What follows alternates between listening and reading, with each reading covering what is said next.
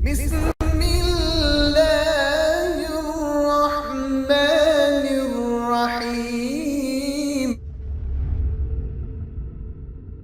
How was your trip? How you doing? Good, good, man, good. How you doing? My favorite dawah booth. And your favorite sheikh, right? And my favorite sheikh. Even though I don't call myself a sheikh, but I appreciate the compliment. You don't? No, like I'm just a student of knowledge, bro. Student knowledge. Student of talib ilm. I can still call you sheikh though, right? You can if you like, man. But and I appreciate the compliment. And before we get into our fun discussions today, I just want to say I heard about your kids and I'm praying for them. Oh, thank you. May Allah, the one true Allah, bless your kids with full health and you know, make everything easy for you. Thank you. Say Ameen, man. Say Ameen. Come on, man. Right? All right. So, since you're here, I caught something interesting. You told me that Ibn Kathir says when in the ayah جعلنا من الماء كل شيء حي, right? Which is that we made from water every living thing, right? And you said Ibn Abbas radiallahu anhuma said that this is referring to the sperm of a man, right? No, I quoted a site that said that. Right. So interesting. So that's an excellent point. Okay. So this is the actual tafsir Ibn Kathir under the actual ayah. Find me the Darus Salam it is, yes. Darus Salam is a publisher, you know, understand, right? It's not a person, right? They publish hundreds and thousands of books, different muhakkik, right? I'm just saying that because I don't have the green edition. Oh, this is a hardcover. It's 10 volumes, I think. I don't know use the English, but here. No, I've got one also that's hardcover, but it's red. So anyway, that was all still Darus Salam? irrelevant. All right. So this is the ayah, and I looked through the actual book, and I don't find Ibn Abbas radiallahu anh making that tafsir. So what that tells me is all these videos you're making at home in front of your camera, you're misquoting things, and poor people that are watching your videos are being misguided because you don't know enough to actually look up the book, right? I mean, unless you can look up the tafsir and show it to me here. Okay, this is, you were looking up a Shia. I wasn't quoting Ibn Kathir. You were. If that's incorrect, you need to take it up with the Muslim websites and say, hey, take this. That was incorrect. Ahlul Bayt. Right. So let me show them that they're incorrect. I'm sure. Excellent. Unless you're saying they're liars, then they should take it down, and then we. So let me explain this. Okay. What we're doing here is that you are going online to websites that you're assuming are by Muslims. You don't know. Here. Exactly. So can you admit that Ibn Abbas did not make that tafsir and your accusation was false? No. Why not? Well, I got. you came here, when I showed you the proof, you're not going to admit it then. No. If Shias are saying Ibn Abbas said this, sure. You're saying I don't have any preference one or the other. I know which side you're on. Excellent. So how would I distinguish? Sure, I will tell you. Right. Because that website, you don't know who made it. So you are going to a random Googled website, right? And I'm just saying Shia because of the name, right? But whether Shia, Sunni, or whoever, people need to bring you the actual evidences. And if you aren't careful enough to check which website, right now you could Google whether the earth is flat or not, and some website's going to have some weird arguments. And if you're just going off of that, you are misguiding your viewers. You are giving them information that is actually incorrect, that is not found, right? And for everything. Until I have a reason not to trust them. Excellent. Right? Like I could quote this to someone, right. And then someone else could come and say, actually, Darus Salam misrepresented that, and they distorted it, and it's a bad translation. I got you. And so basically, if we can't study, Islam like this, then the difference is it's not an issue of translation. That quote does not exist in the tafsir of this ayah. I'll take it down. Excellent. But can you admit? No. Why not? I just showed you evidence. I just showed you. No. If a group of Shia scholars says one thing, a group of Sunni scholars says one thing, which group I don't know enough to say, oh, the Shias are liars. Excellent. But which Shia scholar said that? They've got the. You don't know. You just Googled it. You just Googled it. Who made that site? We didn't Google that. We use that site all the time. They've got Jalalain on there. Who made that site? Who made that site? You don't know. You see this? You see this? He's just looking at. But you're using websites. You don't even know who made them. You don't know that. I'm showing you the actual book. And you told me I'm your favorite sheikh. Look. So now you gotta listen to your favorite sheikh. Suppose we go through here and Arabic turns. Someone comes up to me and says, actually, they totally distorted this. I don't know Darus Salam any more than I know. You see the difference is it's not about mistranslation. It's about the fact. It's about the fact that could make up anything they wanted. Excellent. How would I know until that's? I'm here to help you. I'm here to help you. That's why I'm here. Okay, so let me tell you. When I look up books, including Ibn Kathir, and I have a video on the best print and things. I actually look up the handwritten manuscripts, right, that have been verified and checked, right? Yeah. So when you don't know, for you to make videos sitting in front of your camera at home, making all these accusations, looking up websites that you don't know, but before that, right? So, I mean, you had many videos where you talk about these things and you really have no reference. Did I use that in the video? I don't know. I don't watch a lot of videos. Okay, so I'll tell you what. If we can go through and find that Ibn Abbas in no book that can be attributed authentically talks about that ayah in that way, will you at least admit that you made a false accusation if we can prove that? Yeah, it'd be very simple. You can contact them, ask them where they're getting this. If they don't have a place, they send you a message back saying, yeah, we screwed up, then that's done. And then David Wood will admit that he made a false accusation, and we're good. I'll admit that I believed a Muslim website. Shame on me. You don't know if they're a Muslim. You don't know who made that website, so don't make assumptions. Okay, so it's an atheist website. I don't know.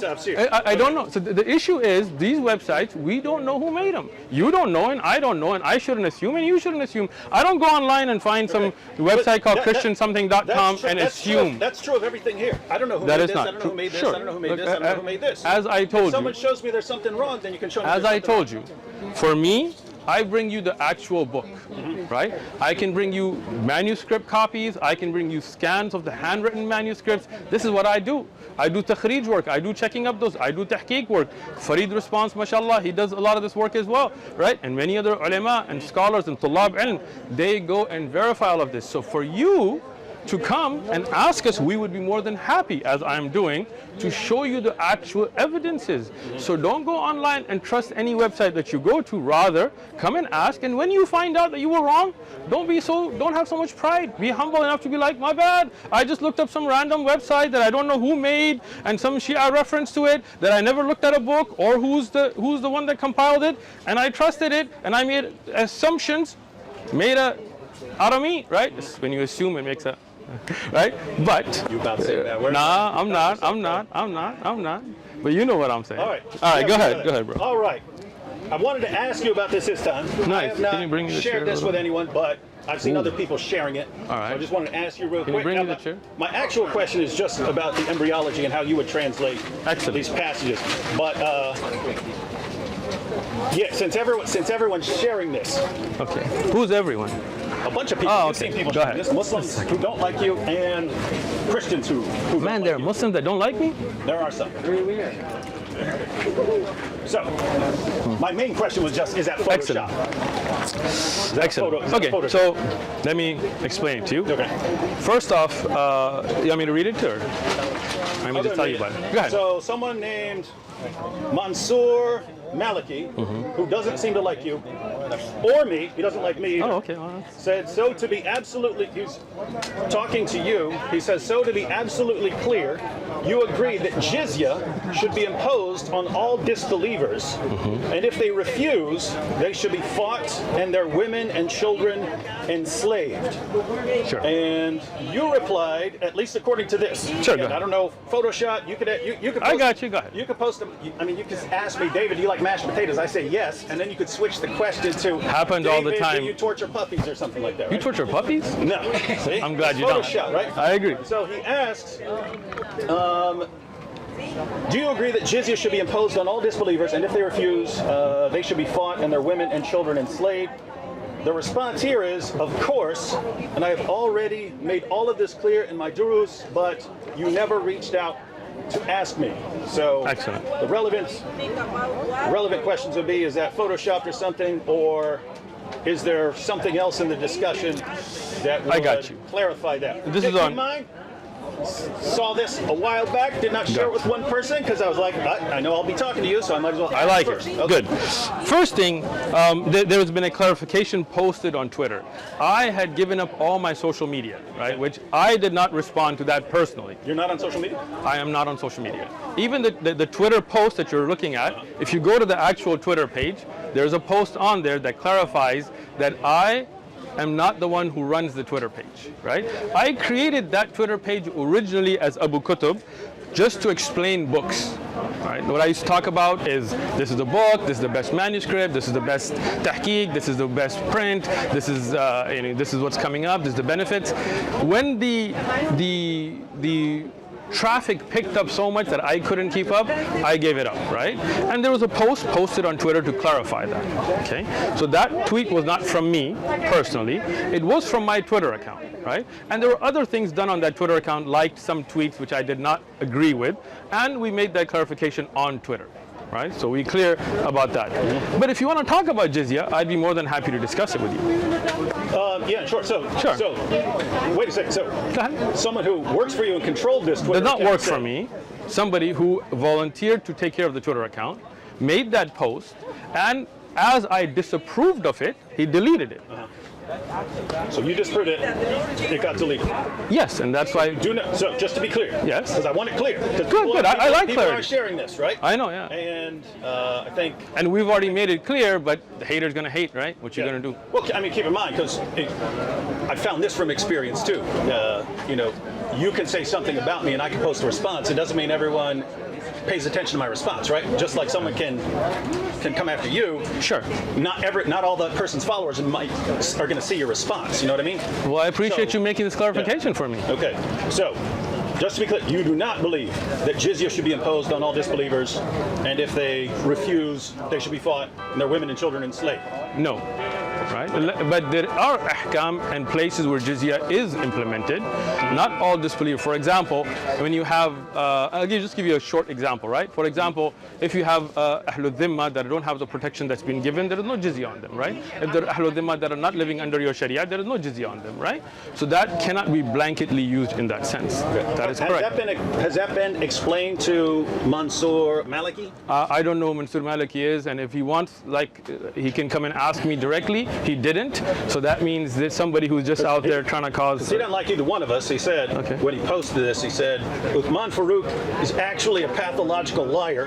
When with Christians, he'll deny things like offensive jihad and slavery, but when with Muslims, he'll affirm it. Him and David Wood are both vile. So he didn't like either one of them. So let me wait, hold on. Let me. He replied. Pay attention. Pay attention. Mansour. Mansour is a troll. Nobody cares who he is. But I have no. It's right? probably some atheist out there trying to be a troll. I don't know. Don't care either. Trolling. No, but just a clarification of that as well. I have never denied that there is anything called offensive jihad, right? That's a lie from him, and if he can bring evidence, I'd be more than happy to see it, right? I have never changed my views in front of Christians and Muslims. Everything I say is recorded. Everything I say in the masjid in front of Muslims is recorded and posted. Everything I say to you is recorded and posted.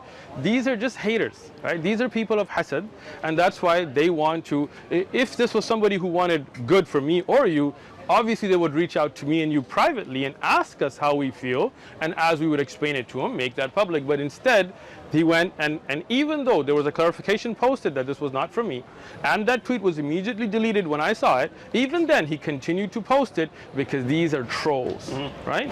Islam has rules and regulations for defensive jihad and offensive jihad. There is rules and regulations for Ahlul Dhimma. I have a whole video that I talk about jizya. So for him to say that I changed this is just his ignorance of knowing me, right? So I'm glad you made that clarification for me though. Now you offered to explain jizya real quick. Is there a short version of it? Sure. Okay, what's jizya in a nutshell? Excellent. So, as a Muslim, we do believe that we have rules and regulations that Allah has ordained upon us, and we do not enforce our religious practices on others, right?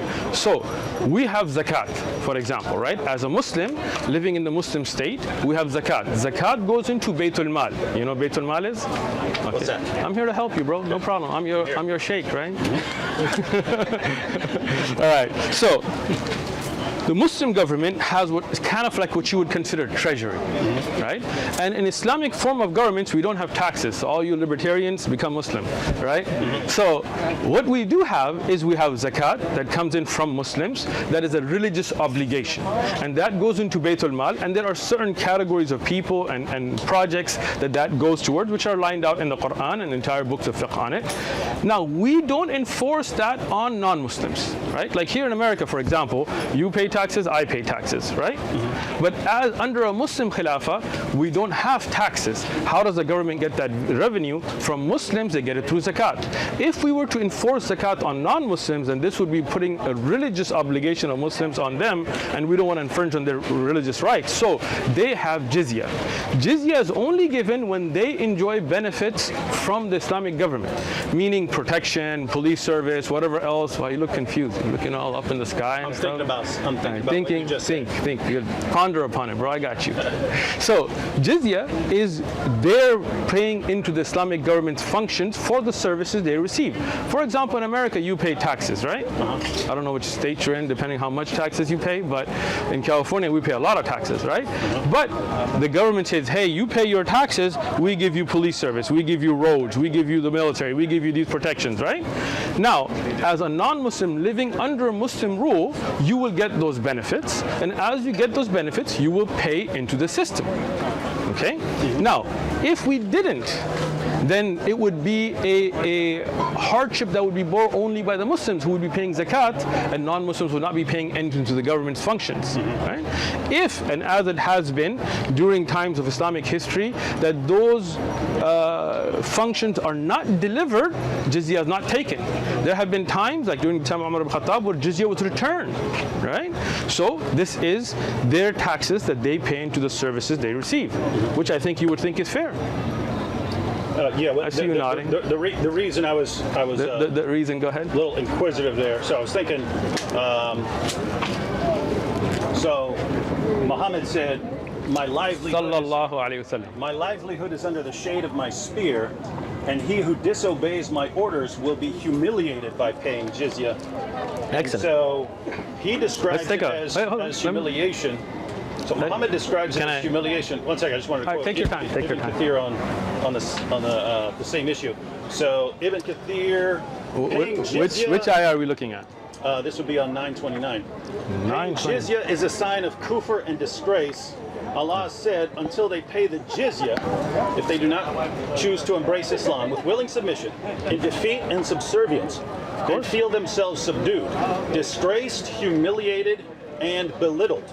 Therefore, Muslims are not allowed to honor the people of the Dhimma or elevate them above Muslims, for they are miserable, disgraced, and humiliated. Sure. Muslim recorded from Abu Hurairah that the Prophet said, do not initiate the salam to the Jews and Christians, and if you meet any of them in a road, force them to its narrowest alley. Sure. And then he goes on to, I know the Pact of Umar is disputed as far as whether that was actually from Umar, I think so. But he goes on to quote which the pact are we of talking Umar. about? The one where he gives the conditions of for the Dhimmi contract. Okay. Yeah. So you're mentioning a lot of things and you're kind of going forward instead of addressing them. So let's go back to the only issue there was you're portraying it as, hey, it's just payment for services, which is they're true. describing it as you're humiliated, you're disgraced, you're belittled. If you see a Christian or a Jew, shove them down this alley. That's got nothing to do with jizya itself, but we'll talk about that as well. First thing, can I look at the hadith now that you're trying to so frequently try to get over? Him and his famous websites, man. You gotta buy yourself some books, This is bro. directly from the Dar es Salaam edition. Excellent. Of Sahih Bukhari. Which you're looking up where? This is not from Dar es Salaam. That's a lie. Hold on. This here is not Dar es Salaam's Ibn Kathir. Guarantee you. Ibn Kathir. No, that's not Ibn Kathir. Oh, okay. That's Hadith. That's Sahih So, Bukhari. okay, excellent. Bukhari. Okay, so let's clarify that because you were pointing at Ibn Kathir, right? So when I quoted Ibn Kathir, I quoted Muhammad first. Gotcha. So now let's look at the hadith. جعل رزقي تحت الظل, right? So this is where you're saying that Allah subhanahu wa ta'ala put the rizq of Rasulullah sallallahu alaihi wasallam under the swords, right? Now, you know about hummus, I'm assuming. No, what's that? Oh man. All right, so I'm glad you can translate the word. That's Muhammad's livelihood. I'm getting there. I'm getting there, right? And see, you've cut this for some reason, so we don't have that. Because that's a quotation. Okay, but there's a reference here with a one there, which we don't know what it says because you cut it. Look it up. Okay, cool. So the livelihood of Rasulullah sallallahu alaihi wasallam is what's called the khums. This doesn't come from jizya. Okay, that's the first thing. You misunderstood the hadith, right? This is why we have al-waw here to show a different subject that's coming up. Okay, the livelihood of Rasulullah does not come from ghanima, it does not come from zakat, it does not come from sadaqah, it comes from what's called the khumus.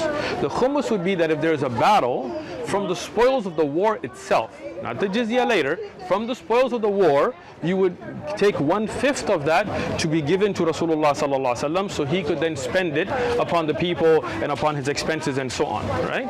So you misunderstood the hadith first off by thinking this is talking about jizya, right? Secondly, It does say jizya. I know, but I didn't believe the first part was about jizya. The second part. okay, no, you said the livelihood of Rasulullah come from jizya, which is on tape. No, I quoted it. You didn't say that? I'm glad we got it on My tape. livelihood is under the shade of my spear, and Right. he who disobeys my Right. orders will be humiliated by paying jizya. Excellent. The thing was, you're portraying jizya as, hey, this It happy is. fun money to take care of you. I didn't say He happy says fun money. humiliated by paying jizya. That's Excellent. what I was asking about. Sure. Let me explain it, bro. Take it easy. First thing that you need to clarify for your audience is the livelihood of Rasulullah SAW does not come from jizya. Are we clear on that? Now you look confused. You just said you didn't say that, but it's all right. We got you, bro. That's what we're here for. Okay. So the livelihood of Rasulullah. So this is the problem with people who don't have enough knowledge to look up references. They take one hadith or one ayah and then they think they know. But I'm glad you're here because we're here to teach you. We're here to wash your misconceptions out. So the livelihood of Rasulullah comes from what's called khumus. Right? That's why you have books like Fath al-Bari. Books like of hadith are not studied in silos, right? This is when you look at all the majmu' al-ahadith and you look at it, right? This and the wow is not to show regarding livelihood. This isn't talking about those that disobey the Prophet ﷺ after the battles, right? Because jizya is only on those that are there. Now, as I said, if Muslims, and we'll look at Ibn Kathir in a second now, right? If Muslims were paying zakat, right? And the non-Muslims were not paying anything, right? Would you agree that that would not be fair? In a situation where people are benefiting from the arrangement. Right, and we already mentioned that, right? So if you are under protection of the Islamic State, right? The defense, police, roads, all those services are being given. Muslims are paying zakat, okay? Non-Muslims are not paying anything. Would you consider that fair? None of that is the point. The point, No, the point it is the point. Jizya is the humiliation. It is the point. Jizya is the It humiliation. is the point if you would listen, right? So you want to jump because you know it's going to become clear, but I'm not going to let you jump. You're going to be in your place, son.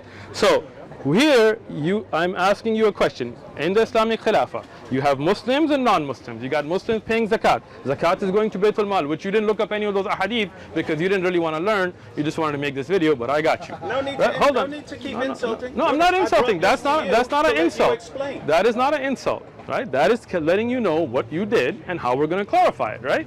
So, if you look at the ahadith about zakat, for example, which you didn't look up that bab for some reason, right? Because then you would see that the Muslim he humbles himself, right, willingly, right, by paying zakat, right or wrong, right? So when you pay zakat, and that money goes into the system, and then from yatam and masakin and even non-Muslims that you can give zakat to as you look at the conditions given in the Quran, and a non-Muslim living there in that society is not paying any of that. Would you find that to be fair? No, you should be required to. Excellent, Again, excellent. It is the issue. It's the humiliation. It is the issue. If you wouldn't can, say that Muslims are humiliated by paying. I would say that we are humbled but willing. Humiliated. I'm explaining. There's a difference, right? If I pay taxes willingly, right, then I am humbled by having to pay taxes. If I choose not to and the government forces me to pay taxes, I am humiliated by them forcefully taking it from me. Correct? Yeah, I got you. So, when you're living in a Muslim Khilafah and the Muslim pays zakat willingly, right? They humble themselves.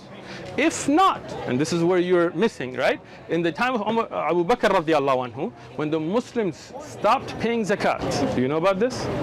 Oh, son, you don't watch my videos, huh? Wait. You don't watch my Go videos, over that huh? again? In the time of Abu Bakr radiallahu anhu. Oh, okay, yeah. When there was the apostasy wars. So there was the Ridha wars against Musaylim al-Kadhab, but that was a different issue. They refused to pay zakat, and Abu Bakr said if they refused to give me even a rope that they used to give Muhammad, I'm coming to fight. We will humiliate them. by taking it from them, right? Even though those were people who made salah, who prayed, who said they were Muslim. So what is the humiliation is they were forced then, because they weren't willingly giving it, right? So here in the hadith, it clarifies that as well. As a Muslim, I'm not humiliated with zakat because I pay zakat willingly. If I do not, then the Khilafah will force me and humiliate me by forcefully taking the zakat, because that is the haqq, that is the right of the poor. But Ahlul Dhimma that would not be paying, then they would be forced to pay the jizya, because it would not be fair, as you have already agreed. So that is a humiliation. So when Ibn Kathir says, so let's get to Ibn Kathir. Let me read. Says paying jizya is a sign of kufr and disgrace. All right, so can I? What website is this now? Q Tafsir. You and your websites, man. If you had told me, I would have brought Ibn Kathir, the actual book, the volumes. But This is the same as Darussalam. This is Darussalam's print? No. That's I believe it's Yusuf Estes' website. Yusuf Estes has a tafsir site? Okay, anyway. No. So let's go ahead. So go ahead. Where were you? It just starts at the beginning. Okay. So paying jizya. Until they pay jizya, they do not choose to embrace Islam. With willing submission. So what does this show? Right? What does it say? That if they came with willing. That's just quoting 929. Right. So that's what I'm telling you, the ayah, right? What is the meaning here? Allah said, until they pay the jizya, right? If they do not choose to embrace Islam. The next line. With willing submission. There you go. It defines willing submission as in defeat and subservience. Exactly. So what does that mean? If you are not going to be willingly submitting, then you will be defeated and no doubt made subservient. That's a humiliation, is it not? That's not what that's saying at all. Oh, okay. So can you read? He's commenting. No. Read the words okay. Instead of giving your interpretation. You're not Ibn Kathir. Okay. Paying jizya is a sign of kufr and disgrace. No, you skipped it. I started at the very beginning. Okay. Paying jizya. This is not from Ibn Kathir. Okay. This is your ignorance again. May Allah give you some knowledge. This is an example because Darussalam will have the exact same thing. It will not. It will not. Here is Darussalam. Right? What I'm trying to explain to you, these are titles that have been put in that are not in the actual Tafsir Ibn Kathir. Okay? They have them right there. No, those are the titles. So that's what I'm trying to. This is, if you get Tafsir Ibn Kathir, Ibn Kathir does not put these in. Okay. Okay? That's fine. These are put in to give you an idea of where you are. Okay. Okay?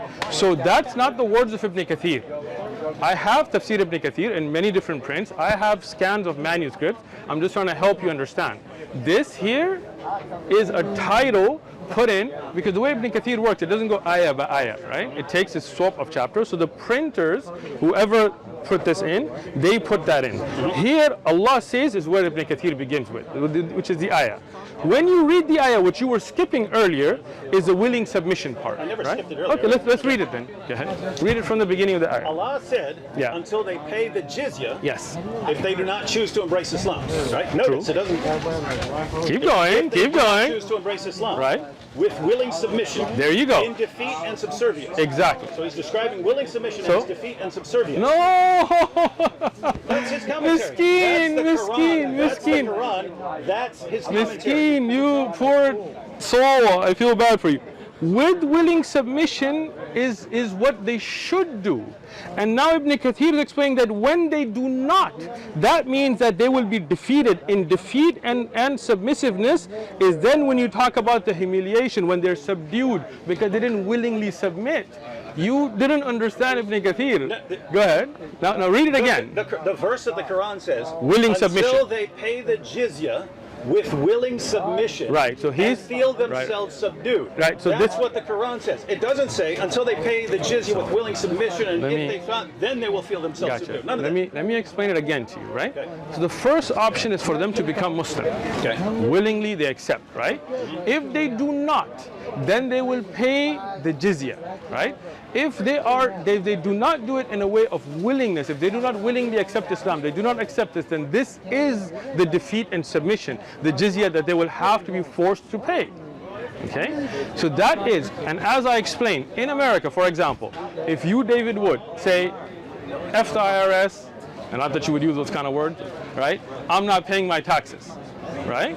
And then the IRS will say, oh yes you are, and we're going to take you to court and we're going to humiliate you, we're going to put you on trial, we'll send you to jail if we have to, we will make you pay those taxes because you're not going to do it willingly.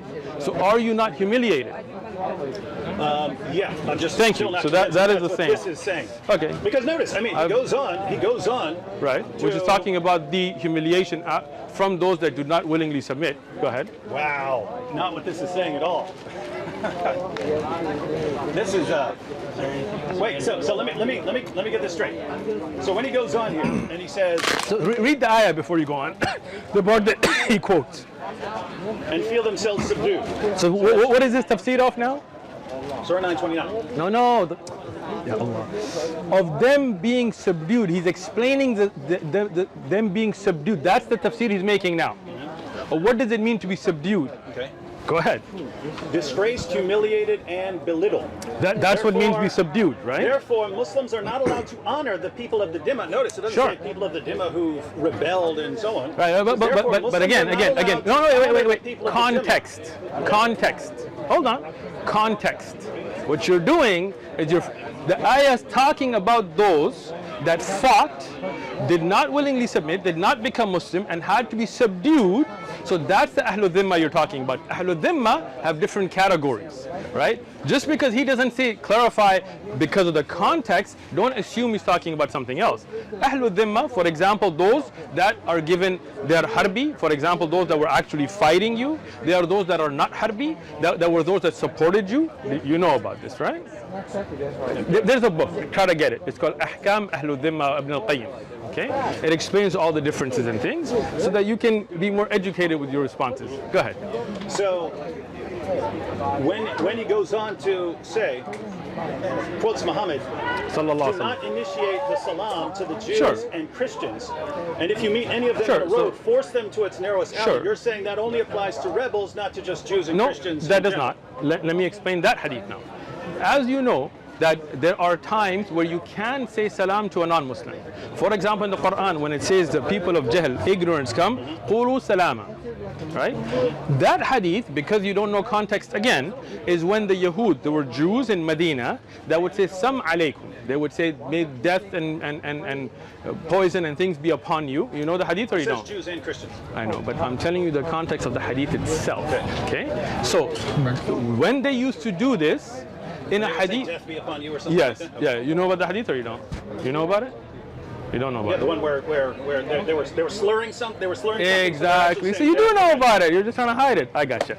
So Aisha radiallahu anha, she responded. She said, "May death be upon you," and she went off on them. Rasulullah said, "Alayki bi fahash." It's upon you. Don't get.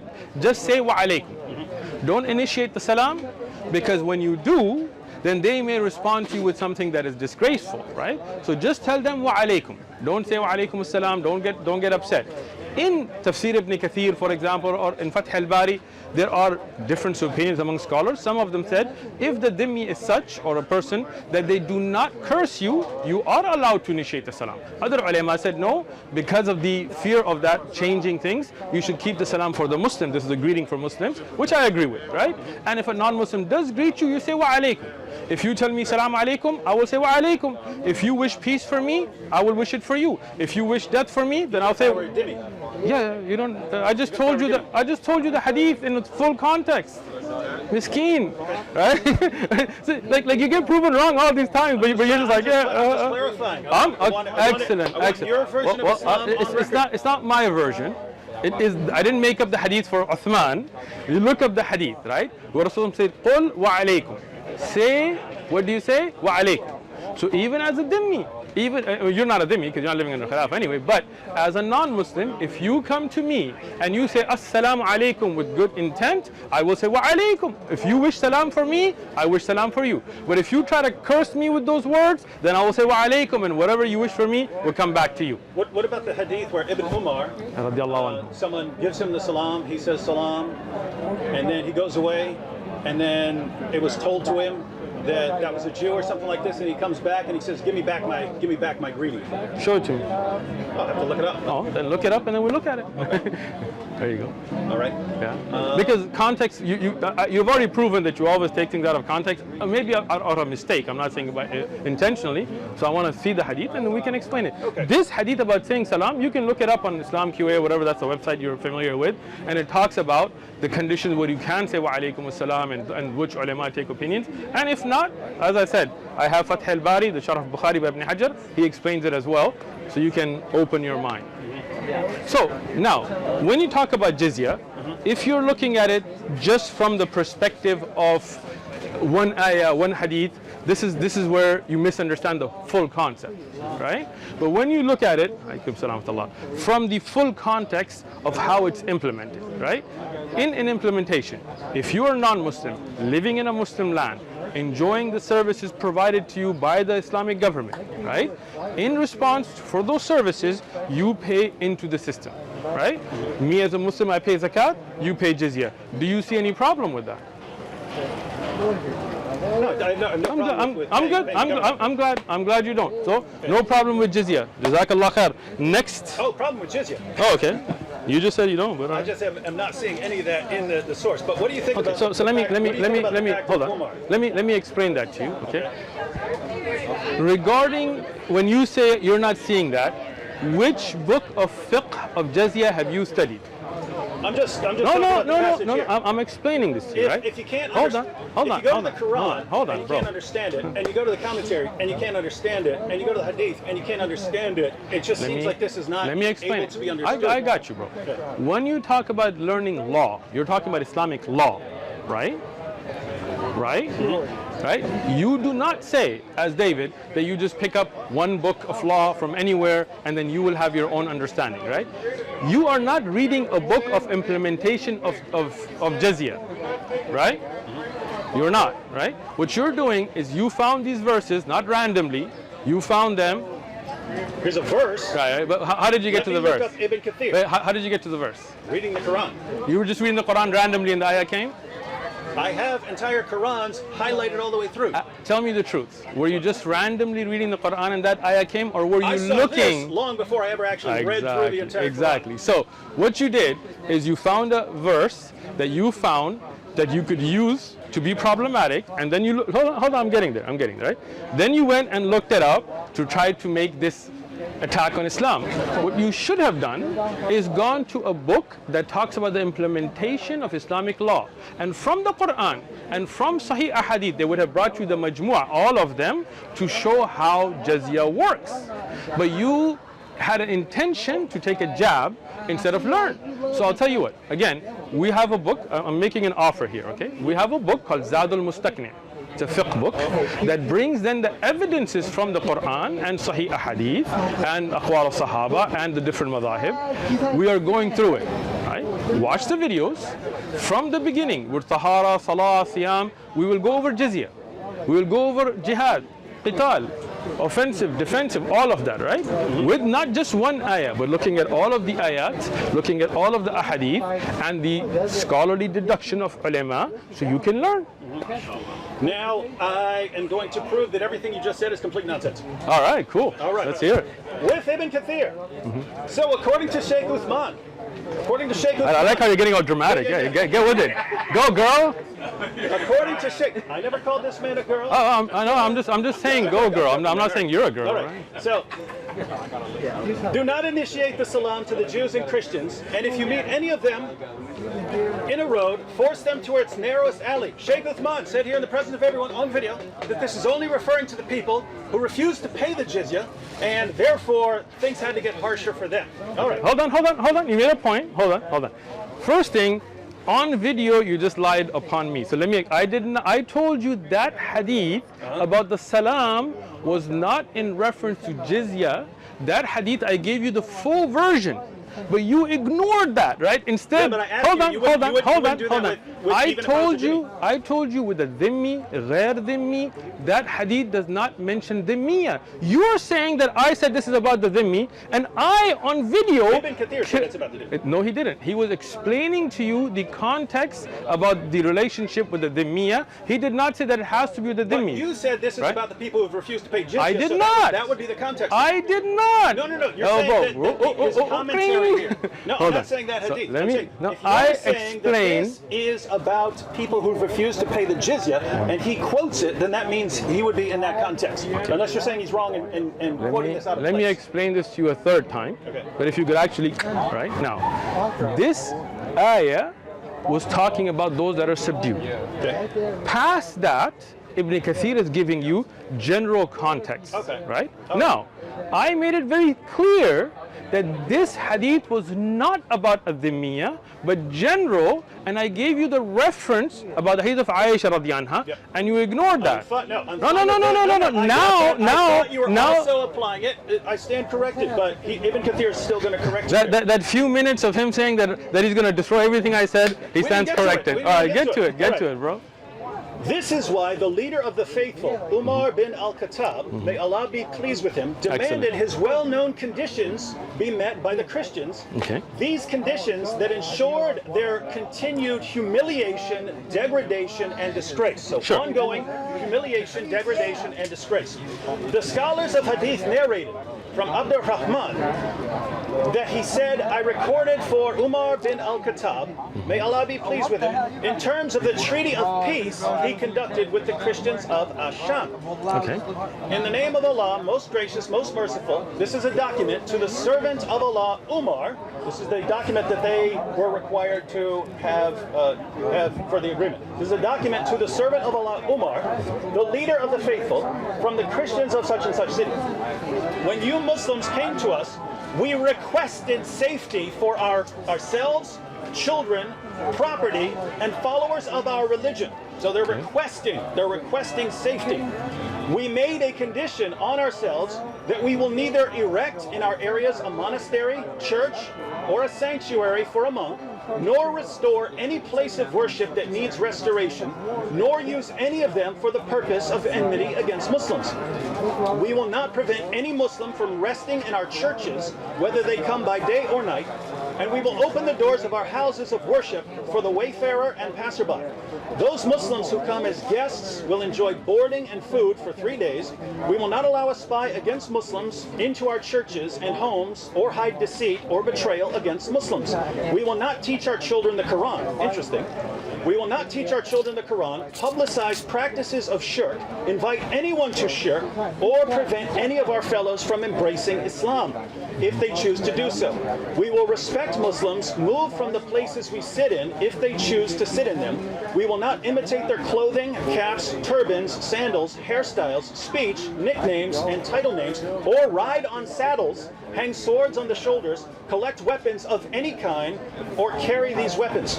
We will not encrypt our stamps in Arabic or sell liquor. We will have the front of our hair cut, wear our customary clothes wherever we are, wear belts around our waist, refrain from erecting crosses on the outside of our churches and demonstrating them and our books in public in Muslim fairways and markets. We will not sound the bells in our churches except discreetly, or raise our voices while reciting our holy books inside our churches in the presence of Muslims, nor raise our voices with prayer at our funerals, or light torches in funeral processions in the fairways of Muslims or their markets. We will not bury our dead next to Muslim dead or by servants who were captured by Muslims. We will be guides for Muslims and refrain from breaching their privacy in their homes. When I gave this document to Umar, he added, we will not beat any Muslim. These are the conditions that we set against ourselves and followers of our religion in return for safety and protection. If we break any of these promises that we set for your benefit against ourselves, then our dhimma, promise of protection, is broken, and you are allowed to do with us what you are allowed of people of defiance and rebellion. So, short recap. Ibn Kathir here. Ibn Kathir explains how his well-known conditions that ensured the continued humiliation, degradation, and disgrace were placed on these Christians. These were not Christians, but he goes on to show, these were not Christians who said, we refuse to pay. We refuse all of this. Okay. He said, so let me just, before you... they came to them and said, we want safety. They're saying, we want safety. We don't want to be fought. We're willing to pay the jizya. And even though they're willing to pay the jizya, all of these conditions, they can't repair a church, they can't do any of that stuff, they can't make their voices loud. You know it's a weak hadith, right? Miskeen. Ibn Kathir under the bus again. Let me under the bus again. Hold on. Regarded as reliable. Hold on. First thing, he did not say it was reliable. You lied on Ibn Kathir again. So, no. Saying Ibn Kathir is deliberately quoting hadith he regards as weak. Did you notice how he said ru'ya muhaddithin? Right? That's the weakness of his understanding, and instead of asking, he wants to come and prove everything I said wrong and then take it back. Let me just explain it. Ibn Kathir is a great book of tafsir. No doubt we have respect for him. But you're great. No, I am not. I am not. I'm not. Relax. Got you, bro. I did not even write a book of tafsir, so obviously I appreciate the compliment, David, but it is not true. Ibn Kathir, I'm a nobody.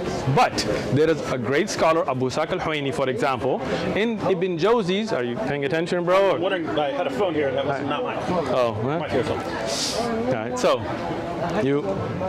stay with. So there are books written on the checking of the ahadith of Ibn Kathir. Okay. Ibn Kathir is not Sahih al-Bukhari. Right? It's not a book of all authentic narrations. It's a book of tafsir, right? Now, it is a very valued book of tafsir, no doubt to it. But as if you had watched my video about books of tafsir, I had explained even which prints show the weak narrations of Ibn Kathir. Uh-oh, David, what happened? You're still now, I'm there. Relax. I didn't refute Ibn Kathir.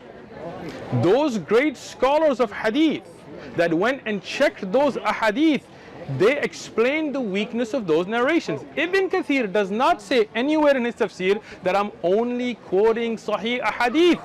He's giving you contexts, he's giving you what has been narrated, and the style, if you had learned, of a scholar like Ibn Kathir, when he sees a hadith to be sahih, he will say it is authentically narrated.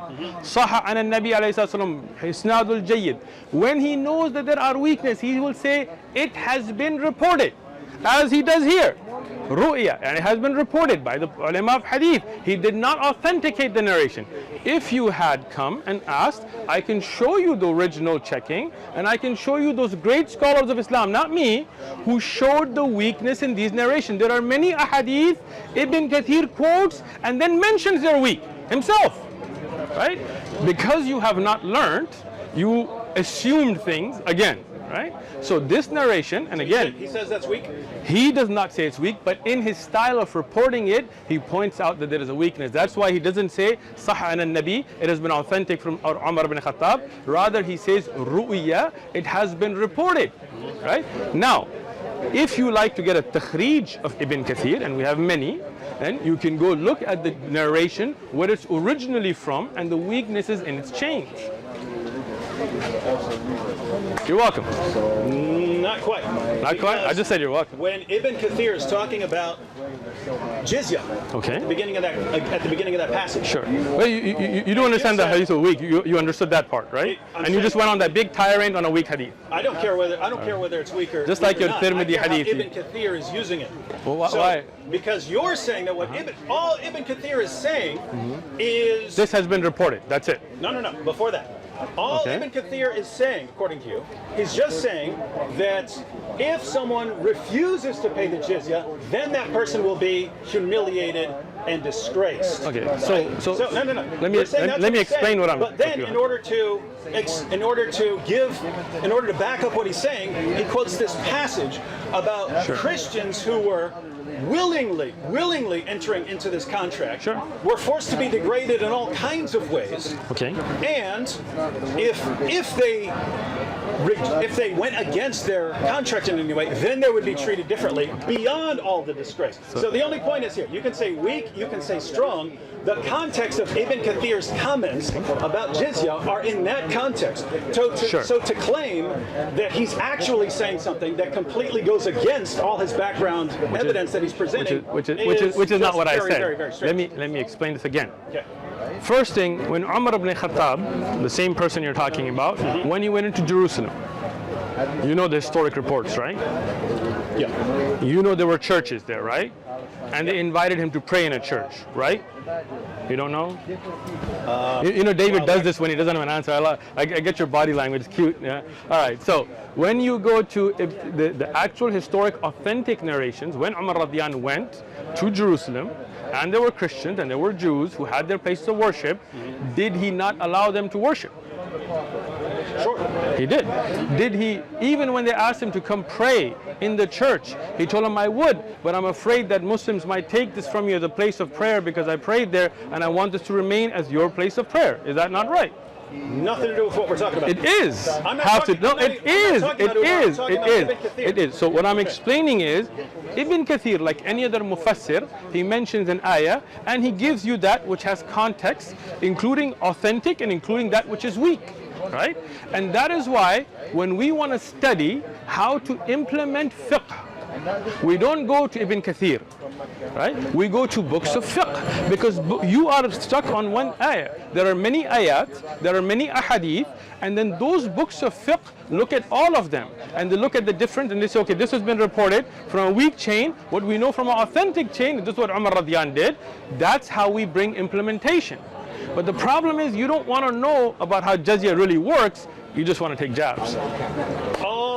Go ahead, bro, I got you. All I'm saying, All right, so period, was Ibn Kathir couldn't be saying what you were saying, otherwise he would not have backed it up with that. He definitely was, and because you don't understand the style of writing, hold on. 0% chance. Have you studied Ibn Kathir? You have not. His commentaries. Studying and reading are not the same thing. I think you should know that, right? Okay. Have you ever studied Ibn Kathir? Look, we get down to the exact same problem that keeps coming up over and over again. Namely, we read the Quran. Okay. Right? We read Surah 9. We get to 929. Fight those who do not believe in Allah.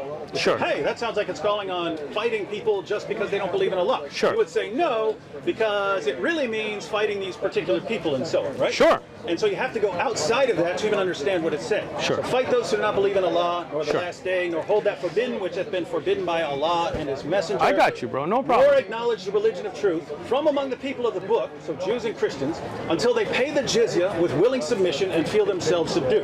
Got it. If I'm reading that, until they pay the jizya with willing submission and feel themselves subdued, that sounds pretty clear. Right. Fight people until you fight Jews and Christians Right. until they pay the jizya. So if I'm standing here right now and there's all the Christians and Jews, should I just start going attacking them? No, Well, why not? No. Why not? Because what? Process. The ayah doesn't mention the process. Where's the process? Where's the process? Read the ayah. Where's the process? Abrogation's the process. Oh, now he wants to jump into something else. No. You see this? No. Hold on. See, your hypocrisy has just been exposed. Hold on. You mentioned the ayah, and when I told you there are other ayah, there are other ahadith, you told me if I just read the ayah and this is. But when I asked you the same question, if I just take that ayah as you're reading it, without looking at other ayat, without looking at fiqh, without looking at other hadith, then you would say that just jump out and start attacking these people. And then you were like, no, because there are other ayat. See, this is the hypocrisy.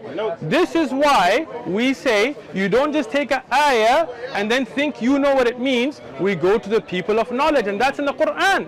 If you don't know, yasal ahlul dhikr, go to the people of knowledge. When I did that last time with the Bible, then you were like, no, that interpretation, this McCarthy, I don't know McCarthy. This is a hypocrisy, David. Don't be a hypocrite. Be real with. No, hold on. Let me finish this. Look, when we look at an ayah of Quran, no doubt we look at those ayat that are muhkamat, like those ayats that are very evident, right? And there are those that definitely need the aid of tafsir, and that's why Allah subhanahu wa ta'ala told us that when you don't know, ask those scholars of knowledge. So if you want to know about jizya in reality and you don't just want to make videos, then come, I will mention to you all of the ayat, all of the ahadith, all of the aqwal, what is sahih from da'if, and the concept will be very clear. But if you don't really want to know, you just want to make videos, you will take one ayah and then you will say, well, this ayah says this to me, and then when I tell you, should I just implement it, you will say, no, there's abrogation, right? So this is an hypocrisy. Don't do that, bro. You want to know about jizya? I'll sit down, I'll explain it to you. All of the ayats, all of the ahadith. Tafsir Ibn Kathir is a great book, but as I said, no doubt, and I said it the first time and I said it again, and this is not throwing Ibn Kathir under the bus, rather saying that no book of tafsir is perfect. That's why we look at different books, we look at the takhrij of ahadith, and we go to those scholars who specialize in the implementation, the fiqh of it, and then we learn looking at all of the ayat. If you take the ayat by itself, then you would be telling me jump out and start attacking these people and taking jizya from them, but you know that that's not what it's about, because there are other ayat. Just like that, when you talk about jizya, this is one ayat, there are other ayat, there are other ahadith, there are other fiqh from it that then explain the concept. Okay. Now, go ahead. Back to my point. Back to my point. I'll add a little clarification. When we read, fight those who do not believe in Allah. Sure. It goes on until they pay the jizya with willing submission, feel themselves subdued. That seems clear as far as the language. Sure. And in terms of qualifications, like, oh, it really means people who are fighting you or something like that, then it seems like that should be included in. I agree that you do have to consider other verses. Thank you. But if you take this ayah by itself, then even what you said would be not clear. Meaning, if you just took this ayah out of context, you just took it out, true, without looking at historic context, without looking at hadith, then you would say jump out and start attacking these people.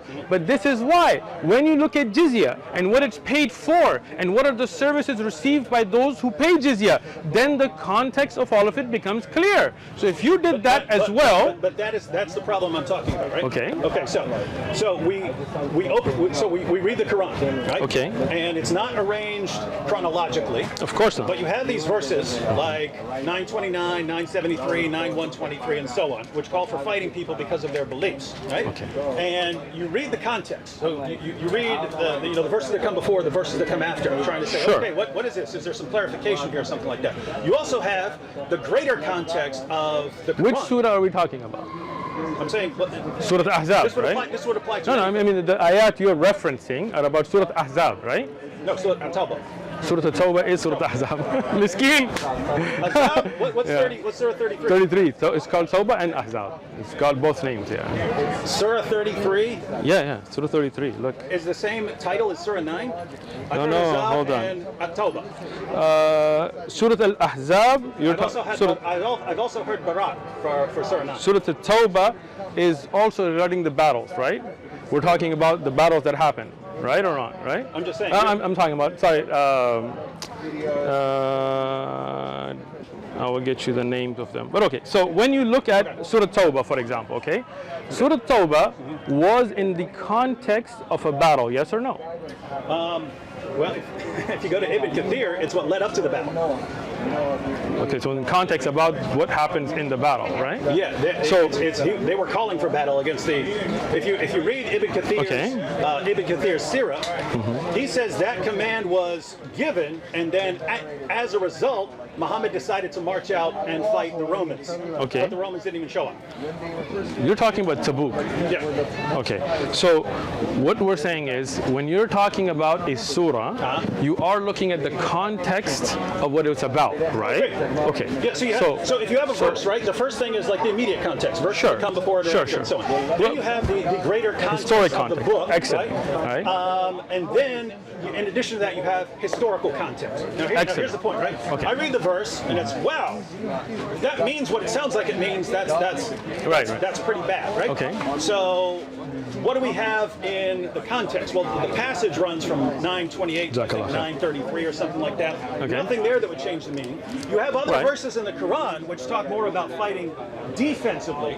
Right? You have other passages like that. But when we look at how these are... Okay, but you did agree that Surah Tawbah is about Surah Ahzab. I mean, about the battle of that with the Romans, right? Tabuk, right? What happened in Tabuk? I think the Muslims went to fight and the Romans went there. So, but why did the Muslims go to fight? Well, according to Ibn Kathir, because of that. No. But according to Ibn Kathir, here's the context. According to Ibn Kathir in his Sirah, right? Sure. So, in 928, the commentary for that was the Muslims were worried because Muhammad said that the pagans can no longer approach the sacred mosque, right? Okay. And it says that the Quraysh became concerned that this was going to hinder their profits from trade. We're not going to be earning the same money. People aren't allowed to come here anymore. They might not like us anymore. They're worried that this is going to interfere with their profits from trade. You're talking about the Quraysh, the ones that after Fath al-Mecca. Yeah, that's after conquering Mecca. Okay, so now they're Muslim. Right? Yeah. Okay. They're worried that this is going to interfere with the profits from trade. So Allah says that He can still enrich them. And then the very next verse, how's Allah going to enrich us? Fight those who do not believe in Allah. Oh, okay, but hold on. Let me go through the entire passage. Go through the entire passage. We're fighting these people to make money off of them. That's not true. At the end of it, He says, therefore, Muhammad. All right. So let me explain that to you again. If you had actually looked at books of history in Tabuk, there were attacks on Muslims in Sham. You know about this, right? Nope. So what can I do with people? All right, so I have a video about Tabuk. Okay. I give all your references in it, books of history, authentication. Watch it, right? I'm interested in that one. Good. Send me that link. I'll send you a link. Right? You didn't give me your number last time, man. If you know the title, then I'll show it to you on your phone today, so then you can watch it. All right. On top of that, you also know that there are authentic reports that there was a Roman army that was being prepared to attack Medina, right? No. So this is the problem. This is the problem. How have I never seen that one? No, this is the problem. In Syria, they're at war with the Persians. Where's this talking about? Excellent. Where does it say they're planning to attack Medina? So if you like Ibn Kathir so much, get Bidayah wa Nihaya.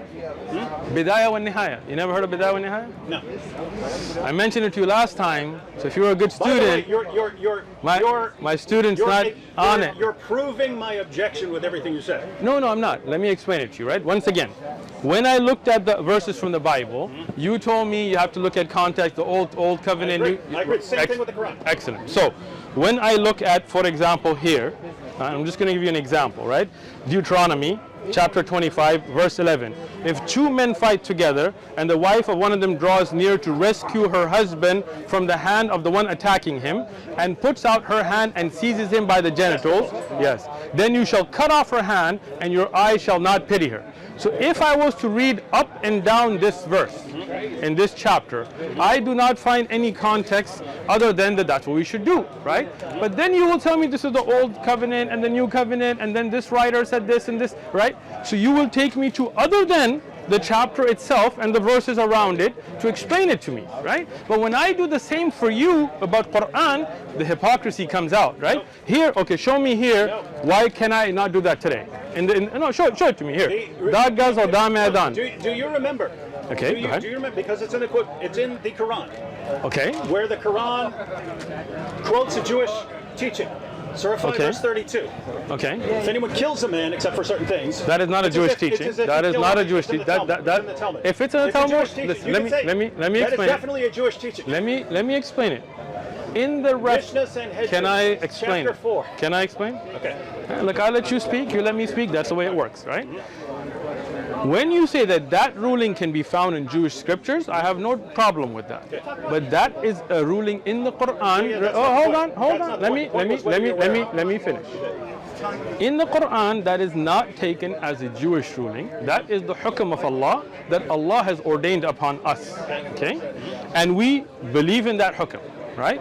You trying to run away from answering the verse now have jumped to that. I'm willing to answer it. That was Excellent. part of the, that Go was ahead. to explain it. Go ahead. But that was a misquote. That was not. That's an ayah in the Quran from Allah, not a Jewish teaching. If they have the same teaching, they had the same Allah that revealed it to them. That's fine. He quotes it as for the children of Israel, so obviously they had it. And then we open up the Talmud. And Again. So that's what I explained to you earlier. That these ayats are applicable for us as well. Okay. Go ahead. Okay. So go ahead. None of that is the point. Reference. The point there was the reasoning for Jews behind that if you kill a man, it's as if you killed all mankind. Sure. The rabbis who are commenting on this are saying because you're killing all his future offspring. So they took that very seriously as far as destroying someone's family line. What did I do? So, Woman and balls. What did I that? Because Go ahead. if your husband and some other dude Right. are fighting, okay, and you want defend your want husband. by crushing his testicles. It didn't say crushing, grabbing, but go ahead. You're making up. That's what the. Again. It says. Okay, See. It's again. He's lying in the Bible now. He's making. See, no, you are lying because listen. Everybody that has a Bible at home. No. You're caught today again, David. Again. No. Everybody that has a Bible at home. Hold on. Deuteronomy. No, not necessarily. Deuteronomy. Hold on. Deuteronomy 25:11. Does it say crushing or seizing? You are lying into your own Bible. Read it. Oh my goodness. If you reach down and grab someone by his testicles in the middle of a fight. Bro, you were in jail, you did some time, you probably kicked some dude in the nuts before. Doesn't mean you can't have kids anymore. This is a very harsh. In a fight, you're so are you saying this is applicable today? No. Why not? I don't see that in this verse or in this chapter that it's not applicable. Well, you can, if you read over and over again, it said, and these are the regulations for the children of Israel. No. But today, the children of Israel, for example, if you're Jewish, can you implement this as a Christian who's Jewish by race? I would say as a Christian, you should not try to destroy someone's family line. So then you would not. Would you implement this? Yes or no? He's caught. Cutting off the He's caught. He's caught. It's over, bro. Listen. If you read this, Miskin, wallahi, miskin. If you read this, you want some water or something? If you read this, they are dividing up the land and giving it as an inheritance, right? Look, these passages are about not screwing up someone's future descendants. Look, I'm reading through this, right? There are many rulings about if you curse your parents, you should be put to death. If a young woman who is a virgin is betrothed to a husband and a man finds her in the city and lies with her, then you shall bring them both out of the gate. Hold on. No. I'm giving you context. Muhammad in the Bible. Yeah, sure. You have Sheikh Uthman here. You see, you're trying to jump, right? No, you see, I'm jumping, right? Jump. Let me finish. You jump to this. This is same verses. You're saying this should not be same implemented. chapter. You're saying this should not be implemented, but you're defending. Look at this. You're quoting Deuteronomy. Excellent. You're quoting Deuteronomy, the book you're attacking. Deuteronomy, Genesis. I got you, bro. Deuteronomy. This guy loves Deuteronomy. You think? Deuteronomy. Okay, Hey, everyone. How do we know Muhammad's a prophet? Because he's in the Bible. Okay. What are you going to do here at the Dawah table? Attack the Bible. You can't trust Deuteronomy. It's okay. Go ahead. I'll let you speak. How do we know Muhammad's a prophet? Because he's in Deuteronomy. And they don't get it. I'll wait for him. This is amazing stuff. All right. I'll let him speak. Go ahead and attack the Bible. I'll let you speak. Defending. Go ahead, speak, bro. Speak. Go ahead. Attack Finish. the Bible that You're done? and that your prophet You're done, bro? and believed in. You're done? Yeah. You are done. Yeah. Muhammad in the Bible. He thinks my name is Dr. Jamal Badawi. You're distributing the tracts. You don't believe in them? I believe in them, but I didn't write it, so don't think that I wrote it. Now hold on. Let me explain this to you now. Go ahead. You want? It's in Spanish. You want the English one? Go for it. Brief illustrated guide to understand. Oh, look at I'm trying to get away from this. You think I'm gonna let you let? Okay. Hold on. We're gonna stay here first. All right. Now. That you attack the book that you're using for dawah to defend your prophet. First thing. Let me reference this. All right. Okay. I personally have not researched enough on the reference to the Prophet Muhammad ﷺ in the Bible to be making that claim myself. There are other scholars who have, and they have written on it, and this is for them, and I have no problem with that. That does not mean that we believe everything in the Bible is true. We do believe that some of the true message could be in here, and the Quran is our guide to that. So we're very clear on that. What I was trying to show you here, see now you see that? You see that? You see that? You see that? You see that? You see that? He doesn't want to hear it. He doesn't want to hear it. He doesn't want to hear it. You don't want to hear it. You're about to attack Deuteronomy when Deuteronomy is the defense I of am the prophet. not. I am not. Go ahead, attack Deuteronomy, the book where we find your prophet. Are you done speaking? See, like I asked you if you're done. Awesome. I asked you if you're done. This is awesome. And he said he's done, but he won't let me speak. You notice that? Anybody else notice that? Notice when Sheikh Uthman gets nervous, he starts... oh, you think I'm nervous? You better be nervous. You better be nervous. How do we know Muhammad's a prophet? All right, Because he's listen. in the Bible. What book are we attacking? The Bible. I can tell you're nervous because you're not letting me speak. No, this is awesome. I wanted to draw attention. I got you, bro. I got you. Because here's what here's what I found. You Sheikh are Uthman. done. No, here's what I. You see, he won't let me speak. No. He won't let me You speak. can. I'm trying to. No, you're not letting me explain speak. why I'm here. You're going on, and every time I speak, you interrupt me and bring new things. You're not letting me speak because you know that you're done. What do you mean done? You're Let about me to attack explain a book that we are both required to believe Let in. me speak. Okay, go ahead. Okay. Tell us about Deuteronomy.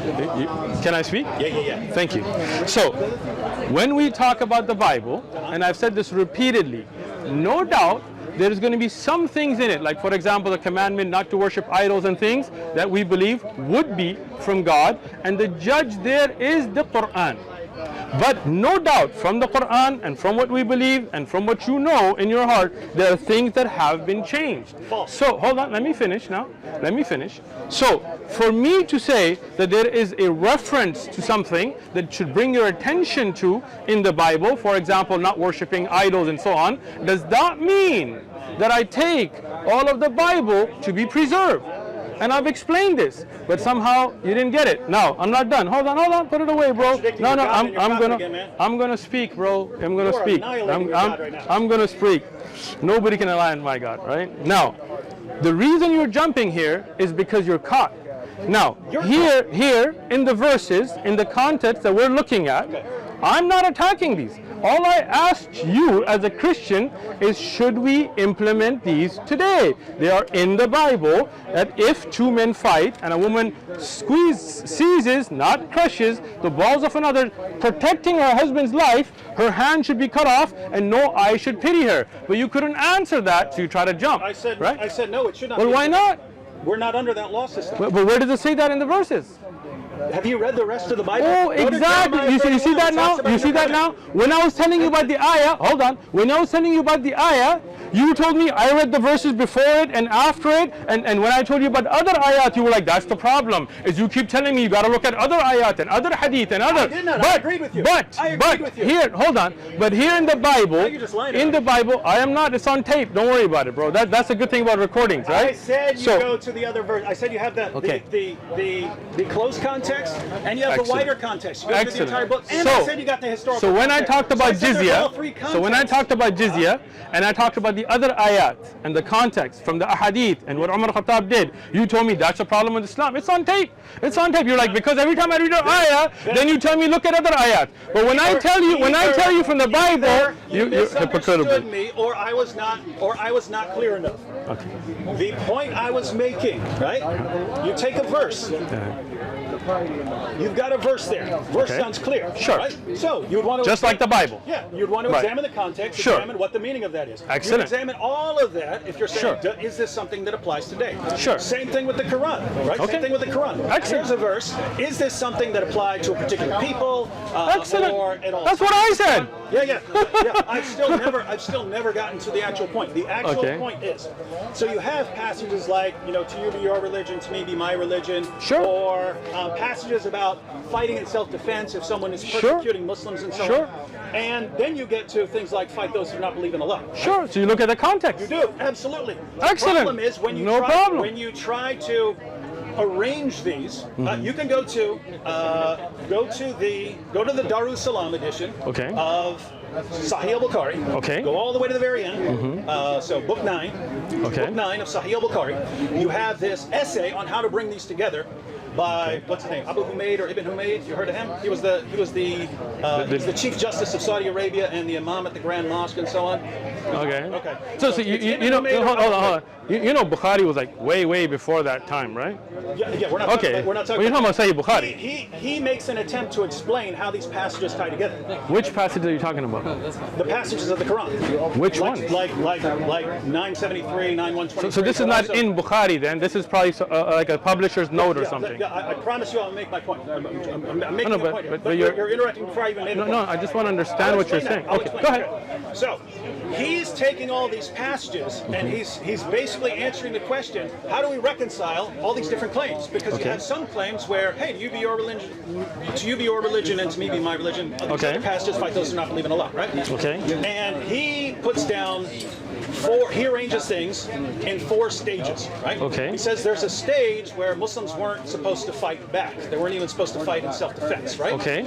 And then he says, but then after the move to Medina, then they were permitted to fight in self-defense if people are persecuting them and so on.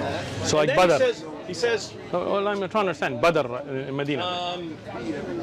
You don't know. I'm guessing. Yeah, I'm guessing he would include Badr, right? No. He might include that in stage 3. So stage You know, 2. Badr is very early on, right? Stage 2, it's where Muslims are permitted to fight. Okay. Then stage 3 was where they had to fight. See, again, just a point. They had to fight. Shows your ignorance, because the first law of allowance to fight came in Badr. Okay. So the 3rd stage is fighting is obligatory, right? You have to fight in self-defense. Okay. And then the 4th stage he puts is offensive jihad, where you have to actually go out and fight and subjugate people. Right? Okay. So that's how he arranges those. That makes perfect sense to me. Oh, I'm glad you like it. Yeah. So here's the issue. Right? Okay. Here's the issue. We read the Quran verse. That sounds like it's calling to fight, right? Okay. But guess what? You can have all kinds of things and all kinds of books that sound like they're calling to fight. Okay. You got to read them in like context. the Bible, right? So you have an actual, very respected scholar who's putting the essay. Who's this respected scholar? Abu Humaid, the Chief Justice of he was the Chief Justice of when? Saudi Arabia, 80s, 90s. No. What happened to Sheikh Ibn Baz? No. Dude, you're missing. You're completely misunderstanding. You know who Sheikh Ibn Baz is? You're completely Do you know who Sheikh Abdulaziz Ibn Baz is? You're either deliberately. Look, listen. The Chief Justice of Saudi Arabia in the 80s and 90s is Sheikh Abdulaziz Ibn Baz, the head mufti. We'll just look up Ibn Humaid. Sure. Okay. So let's look up. All right, go for it. But okay, but go ahead, finish your point. So he says, how do we reconcile this? That's the conclusion that he comes to. Okay. That's the conclusion he comes to. Sure. I look at the same passages. That makes perfect sense to me. Right? Okay. And so once you have that timeline, then there's basically one more question about how you would apply that. Go for it. And the question is, once you've gone through these 4 stages, are you just in stage 4 and then that's stage 4 forever? So fighting. So why didn't you ask this? Yeah. No. So I'm here to help you, bro. You said I'm your favorite sheikh, but you don't ask. By the way, this is I all got you. response to something you I brought got up. you. Hold on. Let me finish. Let me I'm ask. almost done. Go I'm talking 30 ahead. seconds, right? So, 1, do these 4 stages apply in such a way that once you've reached stage 4, the other 3 stages do not apply? I got your answer. No problem. Or is this contextual? In other words, Muslims who are in sort of a situation like Muhammad was in Mecca, where he's totally outnumbered, and therefore you're not fighting back, would be under that sort of rule. Sure. I can see that, right? So that, as far as why you should not be running around implementing Surah 9, verse 29, I would interpret it because you're more in the situation of Muhammad in But Mecca. you're not a scholar to interpret it, so I don't know why you're coming up with your interpretation. I'm giving you his interpretation. No, you aren't. That's not what he said. That's not what he said. You are giving, David Wood are interpreting when you shouldn't. Okay, and by the way, here's the entire point. I gave you more than 30 seconds. Keep going, bro. Then you respond. Here's the overall entire point. The point is, read the Quran, get all these verses. How do we reconcile them? Oh, here's a good way to reconcile them. Now it all makes sense. But that doesn't look good. Fight those who do not believe in Allah means that once you get in a certain situation where you're the most powerful force, you violently subjugate people, force them to pay jizya, impose conditions on them, and so on, or you keep fighting them until they're not, until they're gone or something like that. Okay. Right? So that's what it looks like. And then even with the hadith, with Muhammad saying, I've been commanded to fight people until they say there's no God but Allah, and Muhammad is his messenger, and so on. That all fits into that. And here's the point. Even if that's completely wrong, to say well, you're wrong about that, and therefore you need to go to all these different scholars. You got to go to all these different scholars and consult all these different scholars to figure this out. You're talking about passages that are calling for violence against other people, calling for the violent subjugation of the world when you read them like that, right? And in order to figure out what Allah is really saying, you have to do all these, decades of research. I did not say that.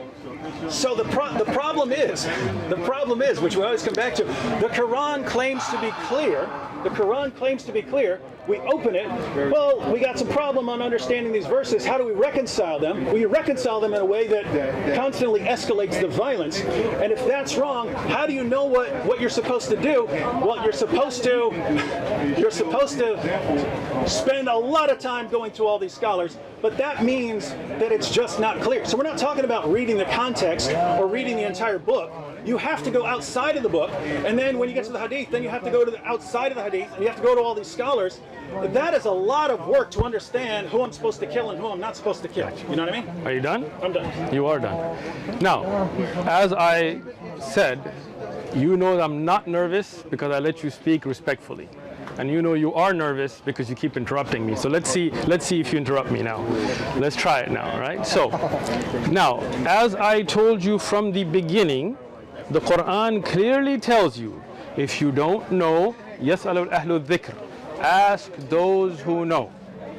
I didn't tell you you have to go and do tens and years of research. All you got to do is go to somebody who is learned, who is scholarly, who has knowledge, and say, Sheikh, I read this ayah, I read this hadith. What is the context? How do we implement it? What verse is hold that? on. Yes, Allah dhikr. Everybody knows the ayah. No, somebody what verse look up the ayah. In kuntum la ta'alamun yasalu ahlu dhikr. I was thinking 21:7. I got you. Hang on. Okay, so can I finish now? Or you I just want to make sure that you're presenting that correctly. Yo. You can go ahead. I'm just going to look bring the ayah. If you don't know, ask those who know. We memorize the ayat. We don't really look at. So go ahead. Can I continue, or is your nervousness not letting me speak? No. All right, there you go. So, make sure. So as I said earlier, and I continued saying, and you're still not listening, that the Quran gives you the solution from all this confusion, which is when you don't know something, you don't have to go and study yourself for 10 and 50 and 20. I never said that. You put that in my mouth. What I said is you go to the people of knowledge and ask them. So not to Allah. Of course, Allah subhanahu wa ta'ala ordered you to do that, right? So just like when I asked you about the Bible, you told me read the rest of the Bible, and you told me that this covenant was explained by this, and this by this, and this scholar said this. In that way, when we as Muslims read an ayah, we don't assume from it without understanding the fiqh of it. Okay? That's why we go as students of knowledge to shuyukh, and they spend years, 20, 30, 40 years studying all the texts, but not every Muslim has to. Rather, when you go to the scholars, they, having dedicated that life, will explain to the answer in 2 minutes. If you, David Wood, had just come to me and said, explain to me jizya, then I could sit with you and give you all the different ayat, all the different ahadith, all the different aqwal, and in a few minutes you would have had your answers. But you didn't want the answers, you just wanted to make videos.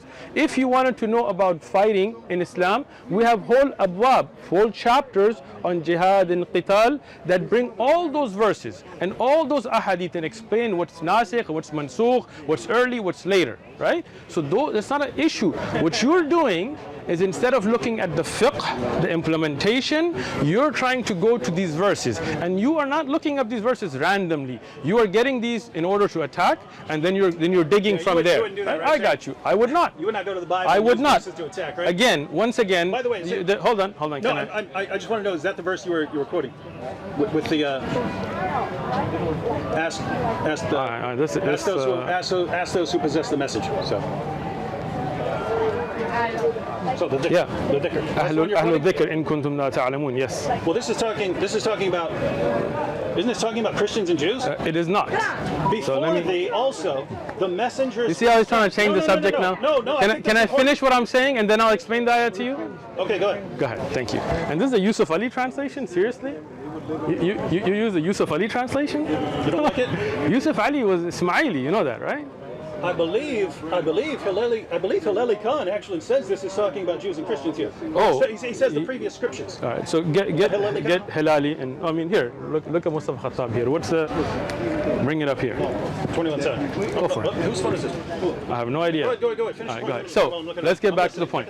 When you talked about the 4 stages that you're speaking about, which is not in Sahih al-Bukhari itself, you're talking about somebody's commentaries note, right? Now he's making sense of all of this. Sure, so let me explain this to you. No doubt there was a time when fighting was forbidden, right? And then a time came when fighting was allowed, right? And then the time came that fighting was implemented against certain situations. But if you want to know whether these are stages that cannot go backwards and cannot reconcile between the stages, then the easy thing is to see how the Prophet ﷺ dealt with it. Are there Christians and Jews and tribes that Rasulullah ﷺ continued to have treaties with? Are there those that the Khulafa in the time of Abu Bakr and Umar and Uthman, Ali radiallahu anhum, continued to have trade with, for example from Sham, and they were not being attacked, right? And are those, like in Tabuk for example, where they were attacked, and what was the context of what was going on when they were attacked?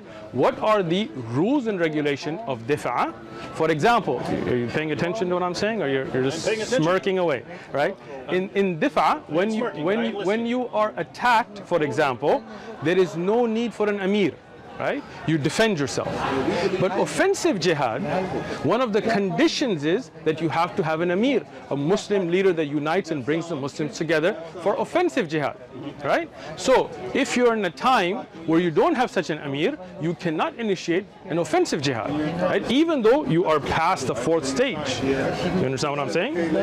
For offensive jihad, there are different rulings, different amounts of times you give, certain conditions that are done. And even in that time, there is the ability for the Khalifa to make pacts with people, peace treaties with people. Understand? If you look at Abbasiyya and Umayyah and others, they made treaties with other. Are you paying attention? I'm not objecting, just clarification. Do you believe there can be another caliph now? Why not? Okay, just asking. Why couldn't they? I don't want to sidetrack, but how would that happen? Would that be like scholars decide on? I mean, not just scholars, but the Muslim Ummah would come and give bay'ah to a person, and you know, as a consensus to come with one leadership. Yeah. And we hope Allah will give us a Khalifa soon, inshallah.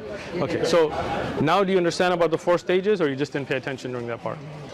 I understand completely. I just disagree, and it wasn't really my point. What did you disagree with when I said? The point I'm making.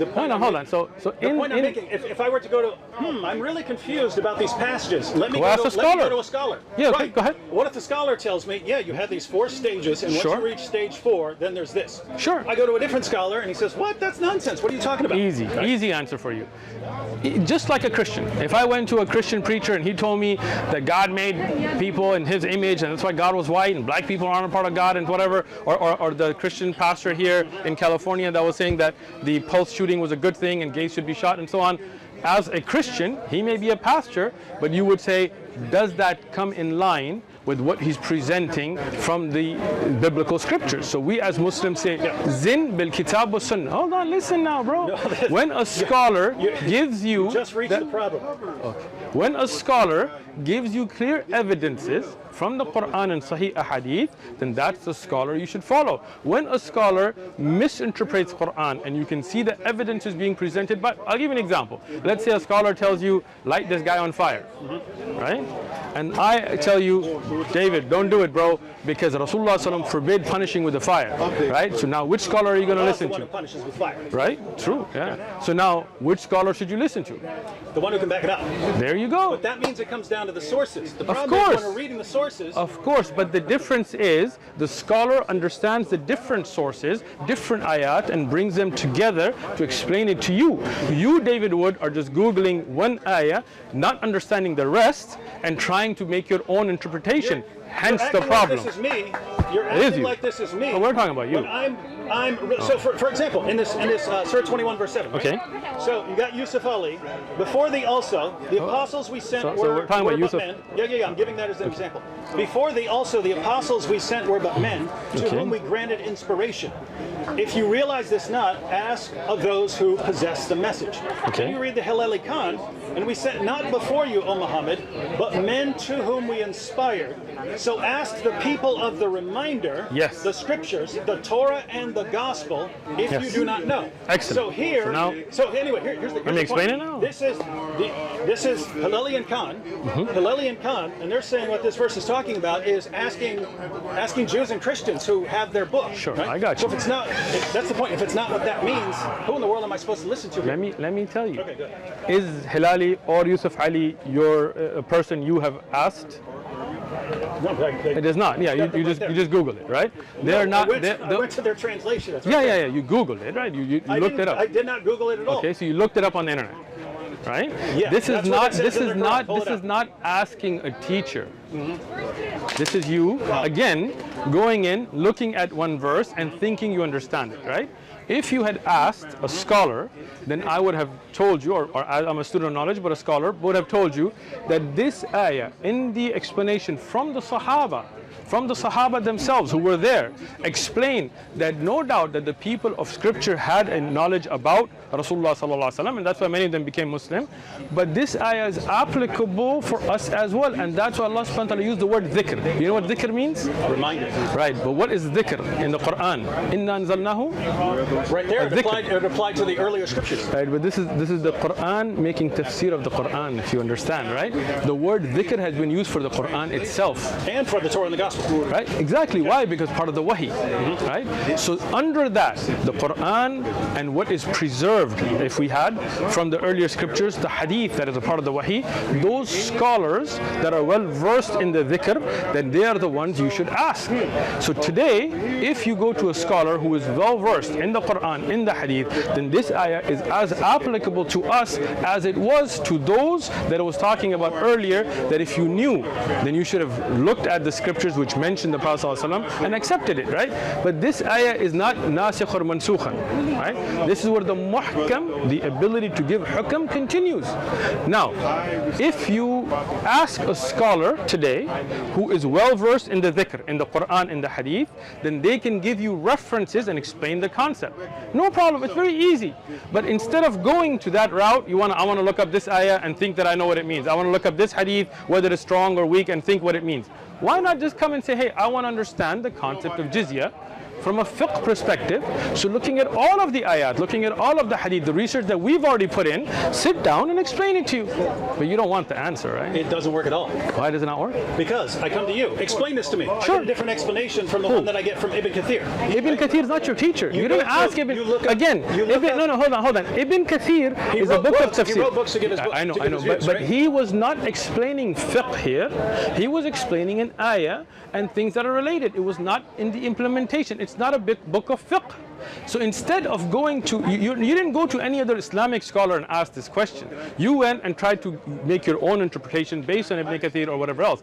Here, I gave you the answer, right? I gave you the other ayat, other ahadith, but then you didn't like that. You want to continue to make your videos, right? But what I'm saying is, why not come and ask?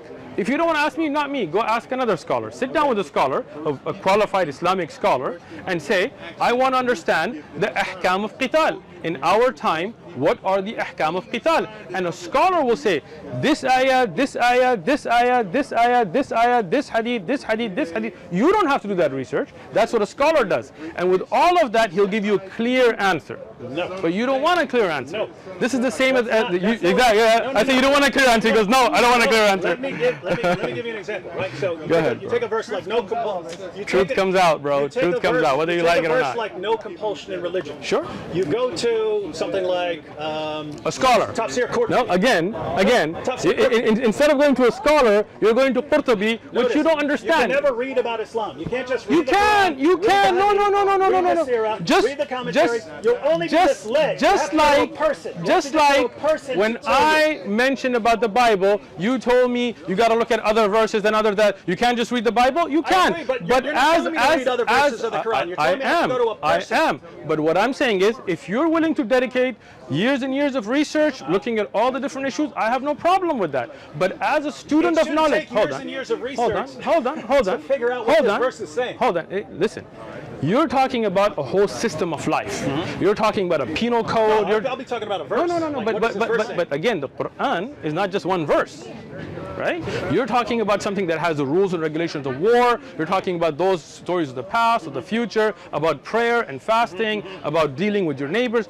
All of that, no doubt, if you want to start implementing it, requires scholarly work. Right?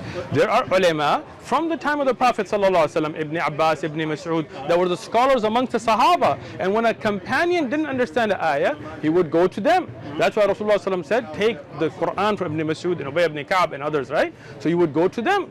And then when they would ask them, they would explain it not from their own interpretation, from the other ayat of Quran, looking at context, looking at ahadith, they would give an answer. Today, for example, if you want to get a medical question answered, you have no problem going to a doctor. You don't say, why can't I just pick up Grey's Anatomy and make my own insertion into my liver, right? But no doubt the hereafter and Islamic laws is something that's complicated because you're implementing. If you just want to read for your own spiritual benefit, read the Quran all you want. But if you want to implement Islamic jihad laws or hudud then you need to go. Okay, if you want to understand it, excellent. So when you want to understand the rules and regulations of jihad and jizya and things, you need to go to those who are experts in it.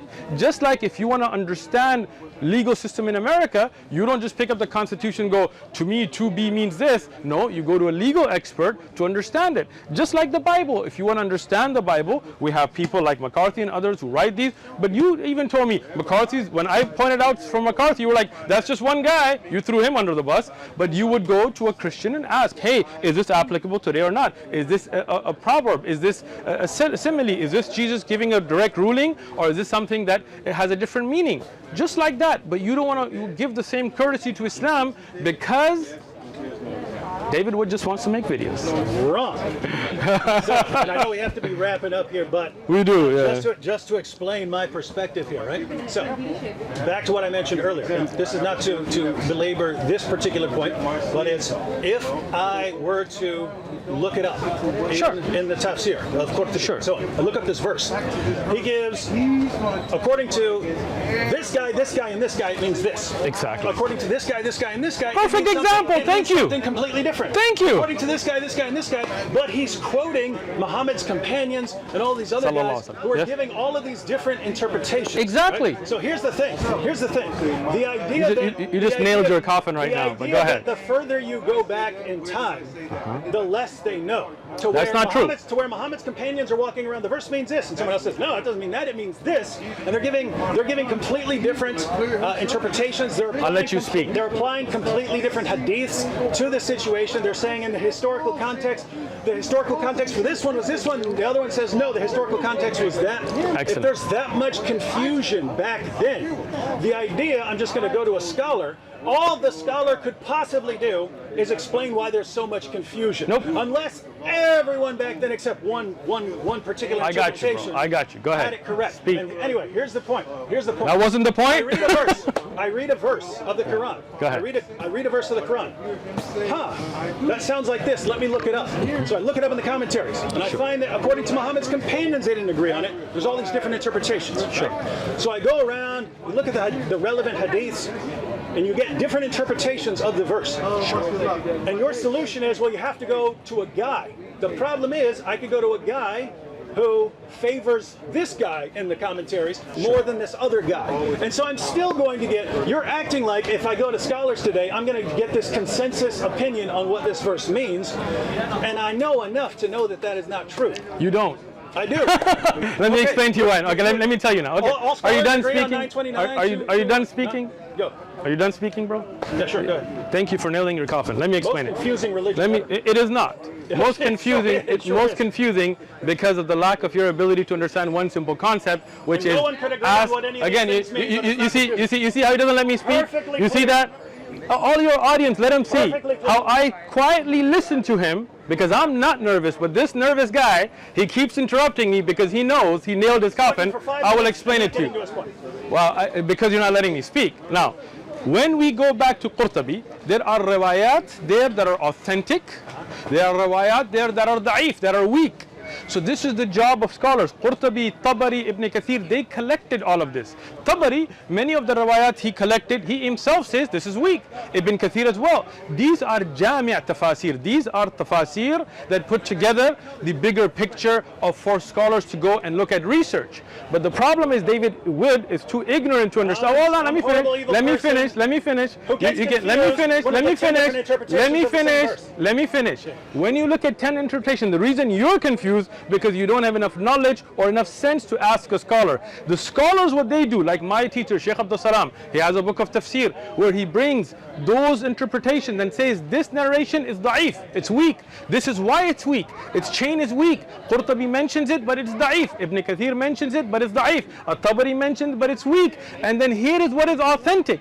What you should have done is started with a simpler tafsir, like for example tafsir Sa'di, which only gives one opinion. He does not give all these other opinions, which many of the scholars. Know all the opinions. Excellent, but then you are not qualified enough to know the weak from the strong, right? Do you know Ilm al-Rijal? You don't, because you don't. Do you? If you're saying that Muhammad's companions. Again, you're saying this. You're saying this again, and I've explained this. That is not that the Muhammad's companions sallallahu alaihi wasallam are wrong.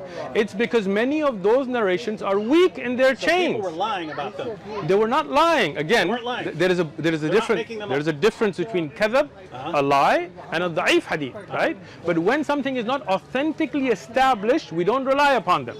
You understand? It's not that the companion is lying. It's that people make mistakes. People like yourself. It's a lot of mistakes.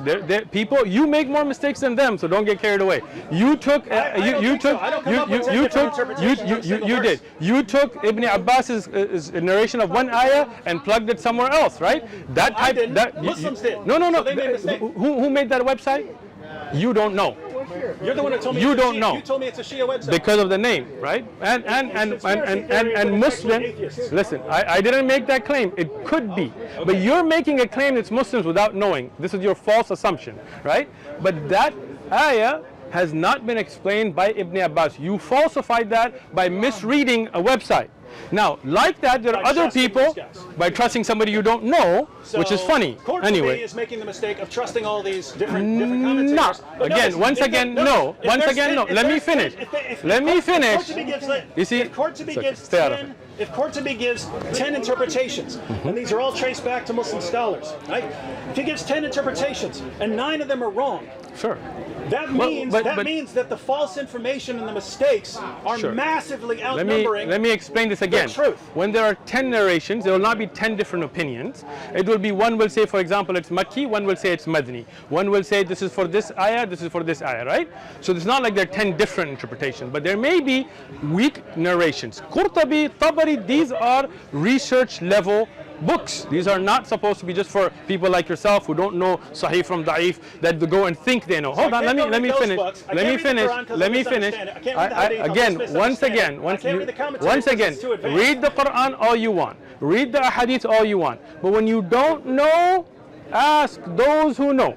That's why you should have a teacher. That's why you should have shuyukh who dedicate their life to understand what is strong from weak. Because what happens when you don't, like Christianity today, when you get 3 Christians, you get 4 different Christian beliefs because everybody wants to make up their own beliefs, right? No, I'm giving an example to understand, right? But in Islam, alhamdulillah, Allah protected the Quran, one, with the Arabic language, so we can learn it and understand it, so we can know the meanings of words.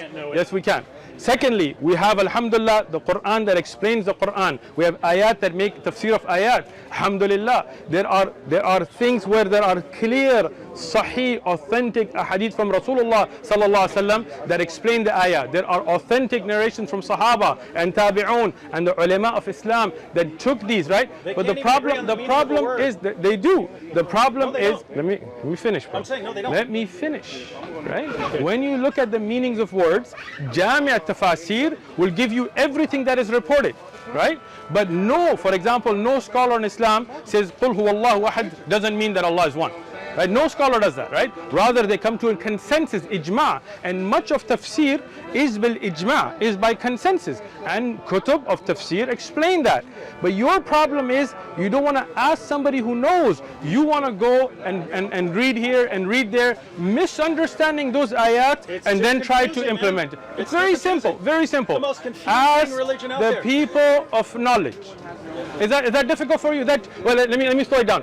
Ask the people of knowledge. And You want sign language? You want me to sign language for you? If I go to कौन सी ज़बान बोलो यार? उर्दू बोलो. I go to a Maliki scholar. You think Malikis and Hanafis have difference in tafsir? That's how ignorant you are? Whoa. So, well, you're the one talking about implementation. Yeah. So if you're talking about executing apostates, Excellent. they do have differences. What's the Maliki opinion? Can you name me one Maliki fiqh book? Listen. Name one Maliki fiqh book. You will win right now. Name one Maliki fiqh book. Name one Maliki fiqh book. Just one. Let me break this down. Name to me one Maliki fiqh book. Not the point. You can tell me if I'm wrong. He doesn't know. Tell me if I'm wrong. He doesn't know a single. Okay, name me one. No, I'm not. I'm showing your ignorance. Name me one Shafi'i fiqh book.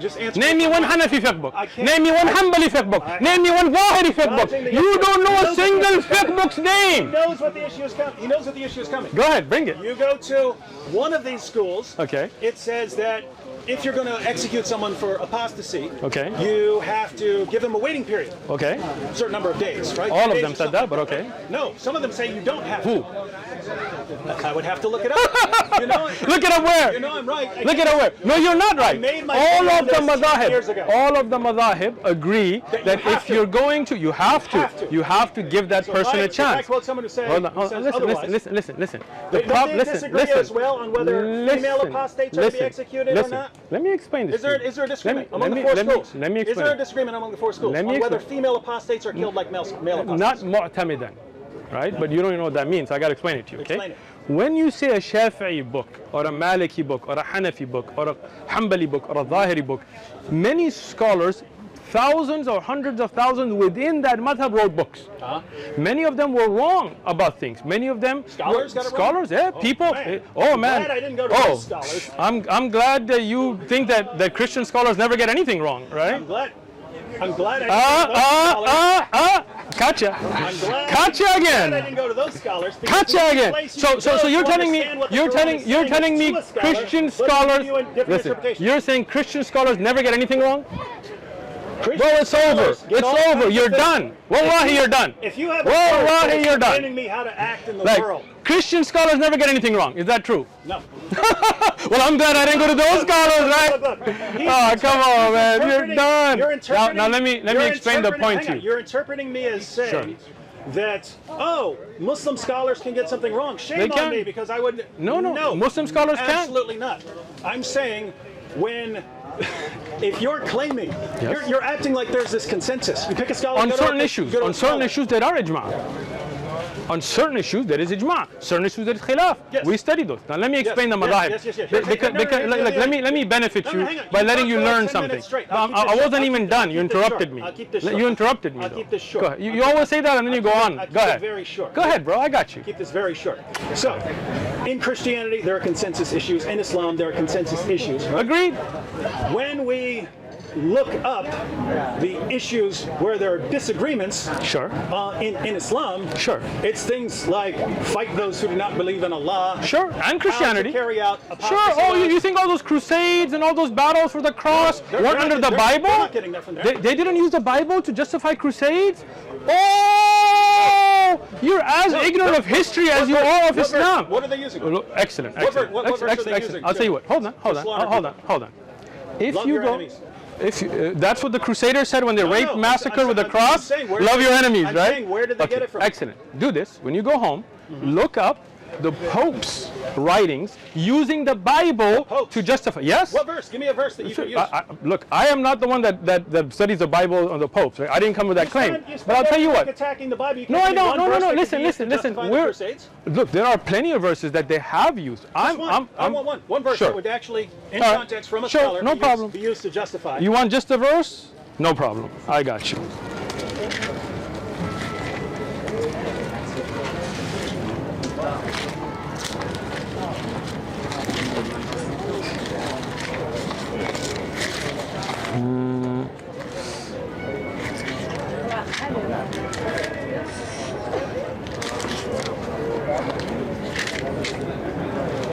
Unlike you, I don't Google things. I look up the actual books. It'll take me a minute. I'm waiting. All right, good. You're in the wrong section. No, I'm not.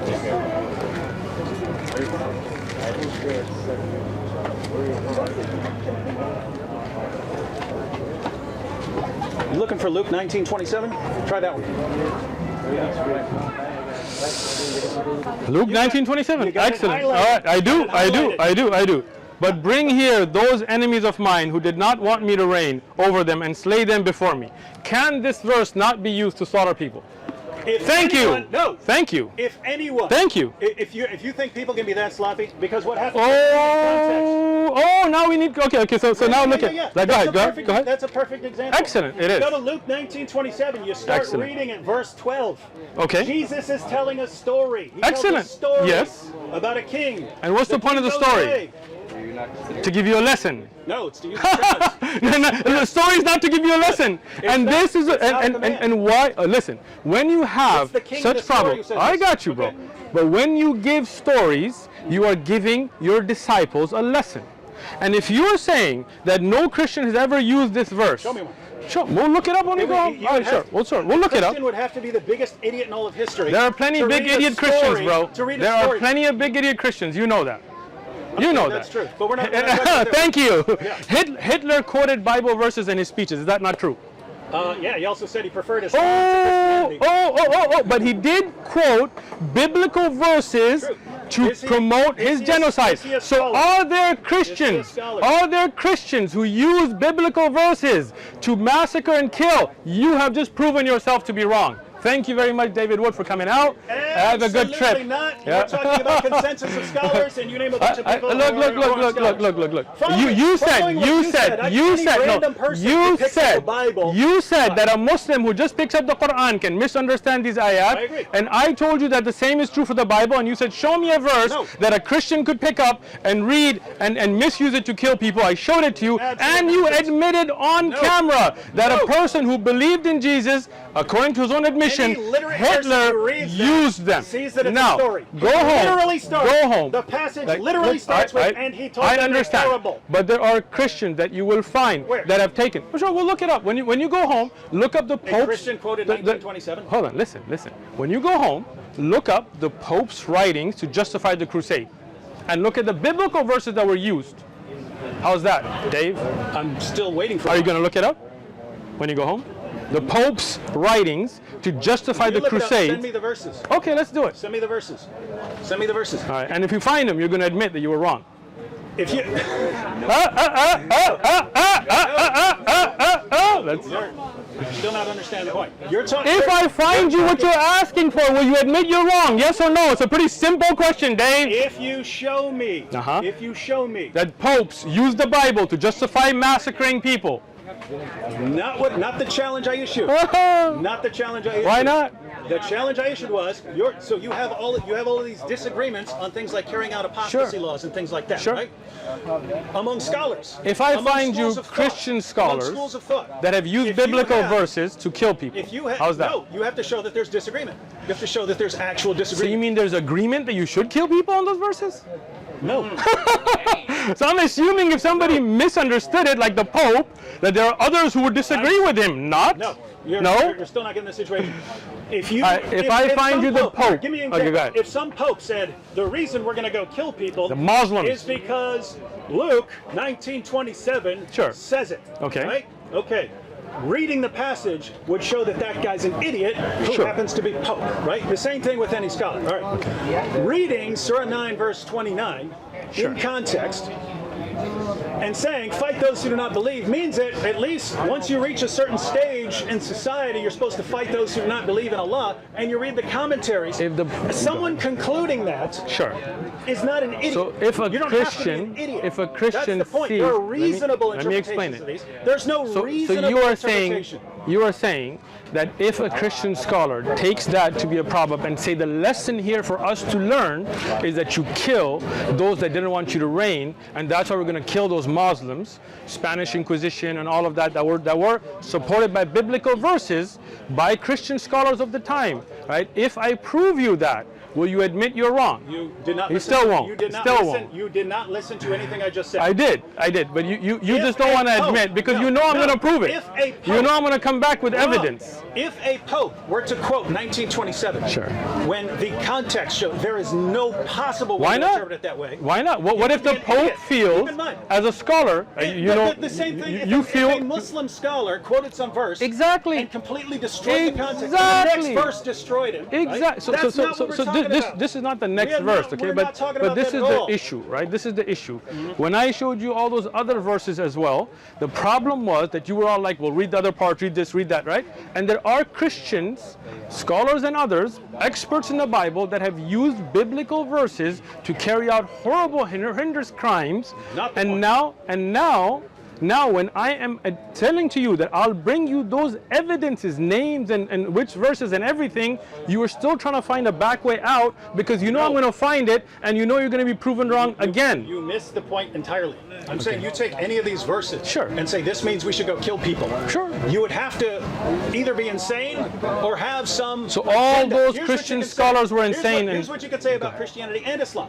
There are people who have agendas. Sure. Who will knowingly distort the meanings of verses. Sure. In order to get what they want. I'm So sure you- you'd so say you- that. so I'm you- sure you you'd don't- say that about ISIS, right? That they're distorting I passages. agree with right? you. They're distorting I agree with passages. you. Yeah, So yeah. you would That's say there not is the point. no Christian that sincerely believed that killing homosexuals is a biblical order on us. If a Christian tried to apply that today, I would regard him as insane. Really? Or massive agenda. So Massive agenda. Mr. Anderson, the Christian preacher from Arizona, If he who says did say homosexuals, that according to homosexuals Christianity, should be put to death. executed, I would- You haven't I would watched his agree- video. No. Then Preacher Anderson, go watch his news footage where he shows the Bible and says that is the ruling in Christianity there's no ruling in Christianity. You'd have That's to go what he to said. the Old That's what Covenant, he said. And He's therefore a, he'd be, he he'd showed. be ignoring the entire New Covenant. So now you are caught on tape. I'm not caught. A Is he Christian a scholar? preacher. He is a scholar of the respected Bible. scholar? Yes, he is. A He respected feels scholar. he is. Yes. He feels he is. Oh, he has a large following. He has degrees. He has Okay. right. So when now he's caught. when Now do he's you- caught. Watch not him caught run. at all. A Christian scholar, a minister said- with a following, I said he using the interpret- biblical verses, feels that the order for him is Did that, with not context, deny is that it. you, is Did that not is that deny it. homosexuals I said should you be have to put be to death. insane or So you you're have to saying. have an So agenda. which one is he? You think Which one he is has he? an agenda? You think He so? has an agenda? I don't know. I'm not going to assume that. Some people don't So, like certain people. Preacher Use that. Anderson, David Wood is saying you're either insane or have an agenda. I am. right. Check. If you're You guys, saying- you if you're guys. saying I'll tell you what. homosexuals should be I'll tell you what. executed I'll tell you what. under You the New guys, Covenant. you guys, work it out amongst your Christian selves then, and then come to us and talk about it. Yeah, and Thank you very then much. Tell me how many Christians are executing homosexuals? Plenty. Yeah, And plenty. You how haven't been. many You haven't jihadis been. are able to No, do wait. that? Listen.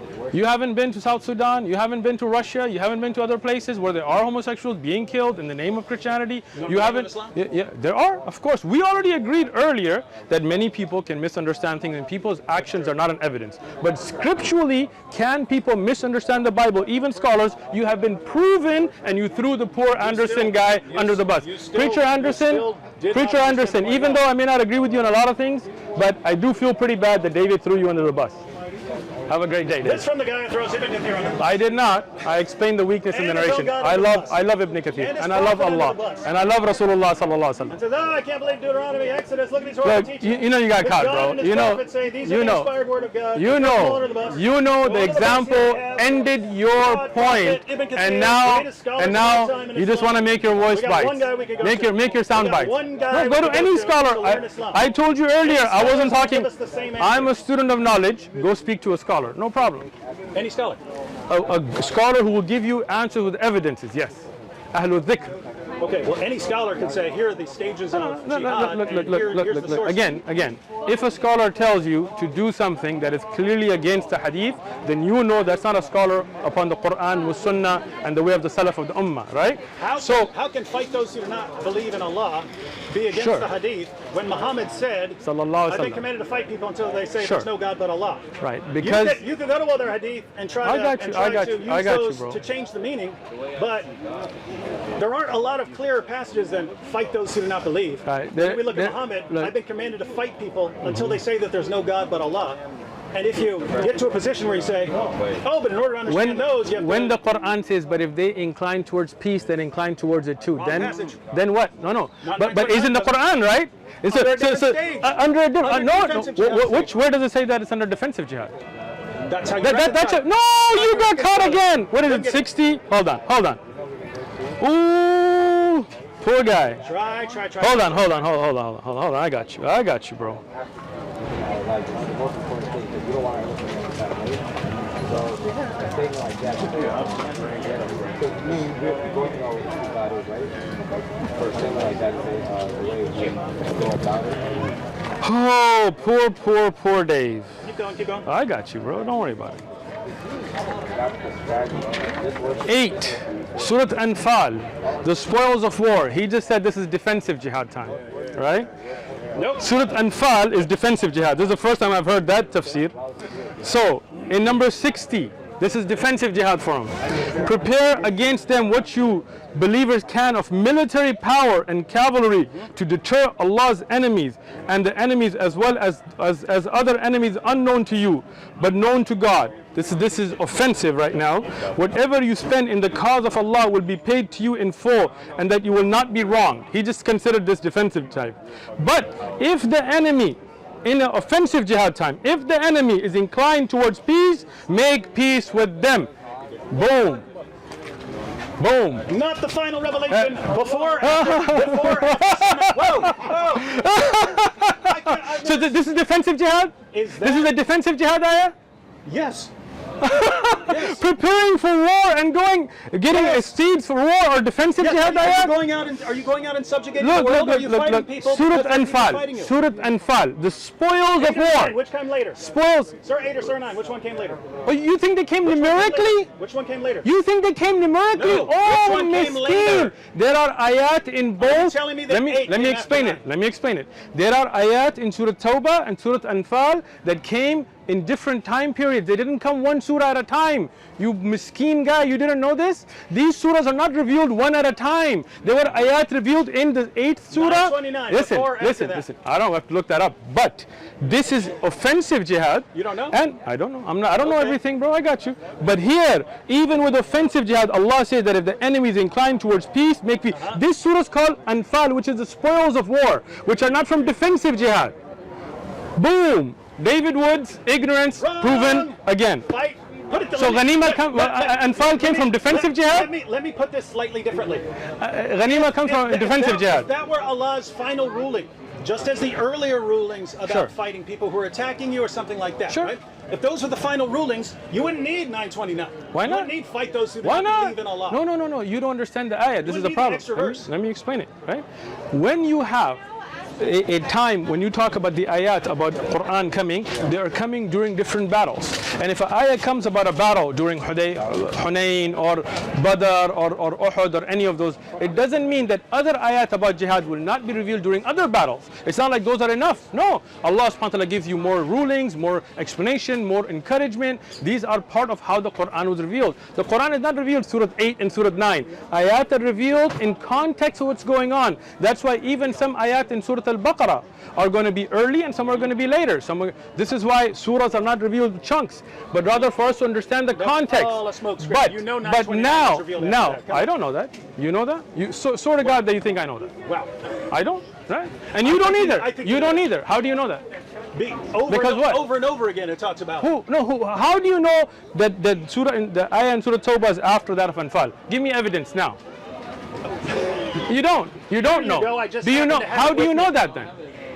Because you don't know. You're saying that's before the revelations. I said I don't know. Okay. I have to look at the Asbab al-Nuzul. But you said you do know that, so I'm asking where's the evidence for you knowing that? You've got none. Zero. Zilch. None. And I won't be able to look it up, right? No, tell me. Go ahead. Look it up. How do you know that already? You said you know that already. So go ahead. 9 is the last major surah revealed. Surah 9 is the last major surah of the Quran revealed. He doesn't even know the ayat and how they were revealed. What's the last ayat revealed in the Quran? 100 and... No, wait, no. 100. I thought you were saying the last chapter. It's the one... Your religion's been completed? It is not. Miskeen. He doesn't know. See, this is the problem. You guys need to know. This man doesn't know about Islam. He just pretends. He plays it on TV. Look, all he wants is your money. You can't. Right? You see? That's all he wants. I'm sorry. Be honest, bro. Be honest. My Be honest livelihood about is it. under the shade of my spear. It is. Your livelihood and the share of your lies. This from the guy who wants Your livelihood is under the shade of your lies. Jews and Christians have Be to pay honest. the jizya. Be honest, bro. You see this? You see this now? He can't answer. He can't answer. Show me evidence. No. Same subject. Show me evidence that the ayah in Surah Tawbah was after this ayah in Surah Anfal. I've never even heard that disputed. But you said you know. He said he knows. How did you know if you haven't looked it up? I've read that repeatedly. From who? Over and over again. From it talks who? about Surah 9 From being who? the last major From surah who? revealed. From who? In the hadith. Those ayat we're talking about. In the hadith, there's a hadith that says that ayah is revealed after the ayah. We're talking again. Maybe your brain isn't. Maybe it's a little. Maybe you're tired, right, from your traveling. So 929. The surahs. 929. Okay. Let me explain it again. Surahs are not revealed in one chunk. That's Tabuk. Hold on, bro. Hold on. Let me explain it again. Surahs are not revealed as chunks. Ayat are revealed. Which one of these ayat is revealed first? I said I don't know. Okay. I will look it up. You said you do know, so I'm asking you, how do you know? Where did you read it? I'll have to look it up. Okay, so look it up because you don't know then, because you don't remember, you didn't know. If you're saying that was revealed before Tabuk, I'm gonna say this for the 6th time now. I said I don't know. Right? I don't speak without knowledge. I don't just Google stuff and think I know. Right? So we would have to look that up. But the hukam that when somebody inclines towards peace, you do as well. You see this implemented in the life of the Prophet ﷺ, even in the later stages. You see the Khulafa, the Abu Bakr, Umar, Uthman, Ali radiallahu anhum, making contracts, making deals. You have the Abbasiyya and Umayyah. You go and read your history books, right? You see them making alliances with non-Muslims. So you understanding the context should have understood that no doubt the hukam that if somebody inclines towards peace, you do as well, is applicable.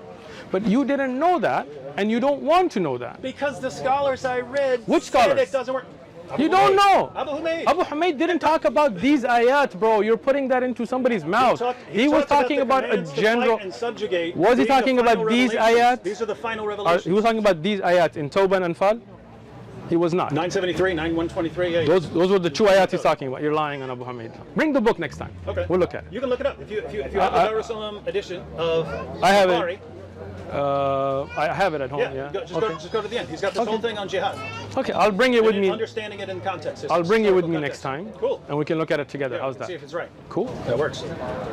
Maybe you will become Muslim. No, maybe we can. Maybe one day we can actually get to this. Look, bro, look at this thing listen. getting all raggedy. I know, man. Because I carried it out here 50 times. Right? And still can't find what this is. I already grabbed the new one. Listen. You came here, you brought up a subject, I humored you, right? And I went with you.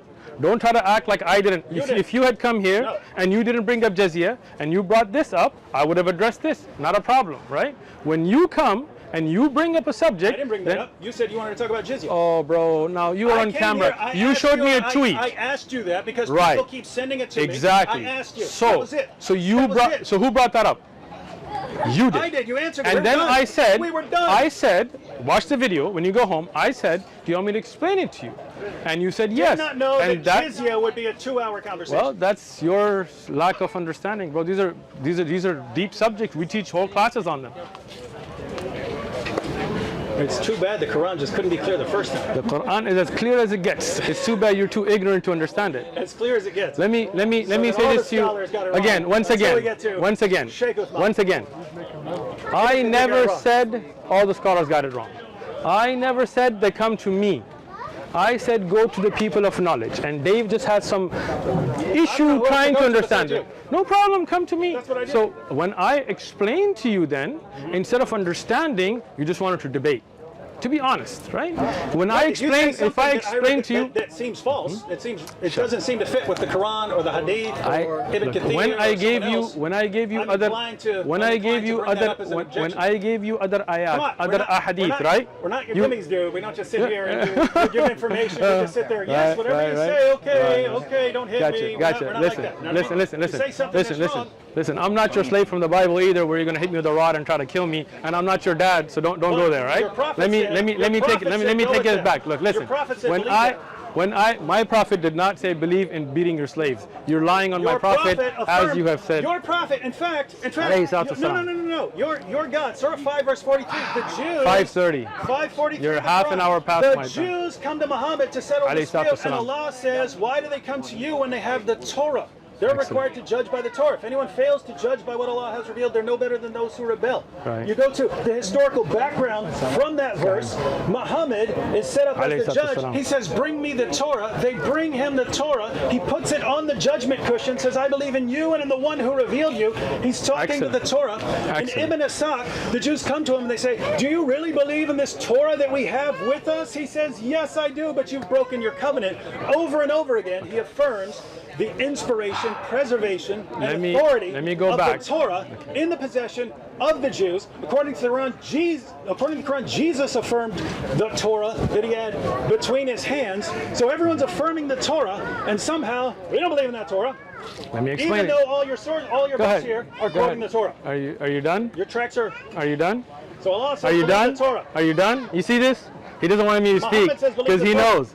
Right? When Allah says in the same surah earlier, this is the problem with context that you don't worry about, right? Is that those are people also that wrote things with their own hands and attributed to Allah. Same surah? Let me finish. Same surah. Same surah. Which surah? Bring it. I just explained it to your other little Christian friend. I should have brought. I quoted 543. Excellent. I quoted 543. Same surah. I got you, bro. Relax. They wrote it with their own hands. Yeah, let me use a better translation. I hate Yusuf Ali's translation. Give me the... What happened to the Quran that was sitting here?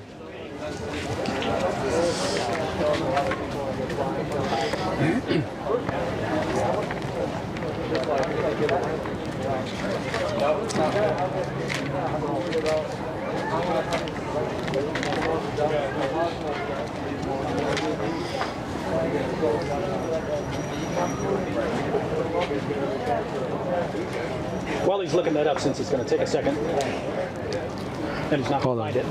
find it. All right, hold on. You're looking for Surah 279, but that's a different. Hold on. That's a different chapter. So 543, Jews come to Muhammad to settle the dispute. Allah says, why are they coming to you when they have the Torah? So apparently the Torah is the judge that they're commanded to judge by. A few verses later, Christians are told to judge by the gospel. People of the gospel judge by what Allah has revealed therein. Next verse, Muslims are commanded to judge by the Quran. So you get this different perspective that the different groups have their different revelations and they have to judge by them because all those revelations are from God. But eventually some Muslims started looking into the Torah and the gospel, realizing, wait a minute, all these scriptures that were affirmed as the word of God by Allah and Muhammad, as the inspired, preserved, authoritative word of God, still authoritative, they don't line up with the Quran at all. Oh, David Wood. What's that? Surah 5, verse 41. Today, this is the end of David Wood. O Messenger, let not those who hurry to fail into disbelief grieve you. Of such who say we believe with their mouths, but their hearts have no faith. And of the Jews are men who listen much eagerly to lies, and listen to those who have come before you. And they change the words from their places. Same surah. Same surah. They same surah. No, yes, they changed the words of God from their places, and they're given to take this, but they have not become beware. Whoever Allah wants to put in fitna, this is the ayah in the same surah before. No, hold on, Dave. This shows. Hold on. You got caught. Your career ended now. Your career ended now. Let me just read. Let me just read. You know it. Let me just read. 100% Let me just read. Let me read. Okay. Right here, when we talk about those Jews that changed their scripture. Didn't say this. They took those words out of their place. While they're This speaking? is changing. While they're speaking? No. While they're speaking Who or are in the given? text? Who are given? Right. So listen to others who have not come. They have changed the words. Which words are these? They changed the words of what was revealed to them from their places. Hold on. And say that if you were given this, take it. But if you are not given this, beware. And whoever Allah wants to put into a fitna and error, you cannot do nothing against them. Those are the ones whose hearts have not been purified. Now this ayah that shows that they changed the words is before the ayah. Yeah. They changed the words in the text. Hold on. There are two ways to change the words, right? Hang on. Because look, we read Surah 3 verse 78. There is among them a section who distort the book with their tongues. Exactly. As they read, you would think it is part of the book. Yes. Exactly. They distort it with their tongues. Yes. Their books. Yes, because there are Muslims who let me finish what I'm saying. Let me finish what I'm saying. Are there Muslims Let me finish what I'm saying. Let me finish what I'm saying. Let me finish, right? You've proven the Quran is correct. No, I have not. Yes, you did. I have 100%. not. Hold on. When you see those that changed the words, and Allah is warning you about them before those ayat, From right? their places. And from their How can they places. change them if they don't still have them? Hold on. They have, and they have changed them, right? So this is where you see that Allah subhanahu wa ta'ala warned about this before we go forward in the same. When I told you in the same surah, and I found it for you, now wait. If you look at the hadith, hold on, I'm not done. If you look at the hadith that you quoted from a Tirmidhi, without even knowing that it's from a Tirmidhi, where Rasulullah ﷺ got off and put the Torah on the pillow, right? He did not. Miskeen, he's going to go home and find it that it's not in Abu Dawud, but it's okay. It is in Abu Dawud. Okay, we'll go. Abu Dawud okay, surah. find it to me. Okay. Abu Dawud surah. Wait. What surah?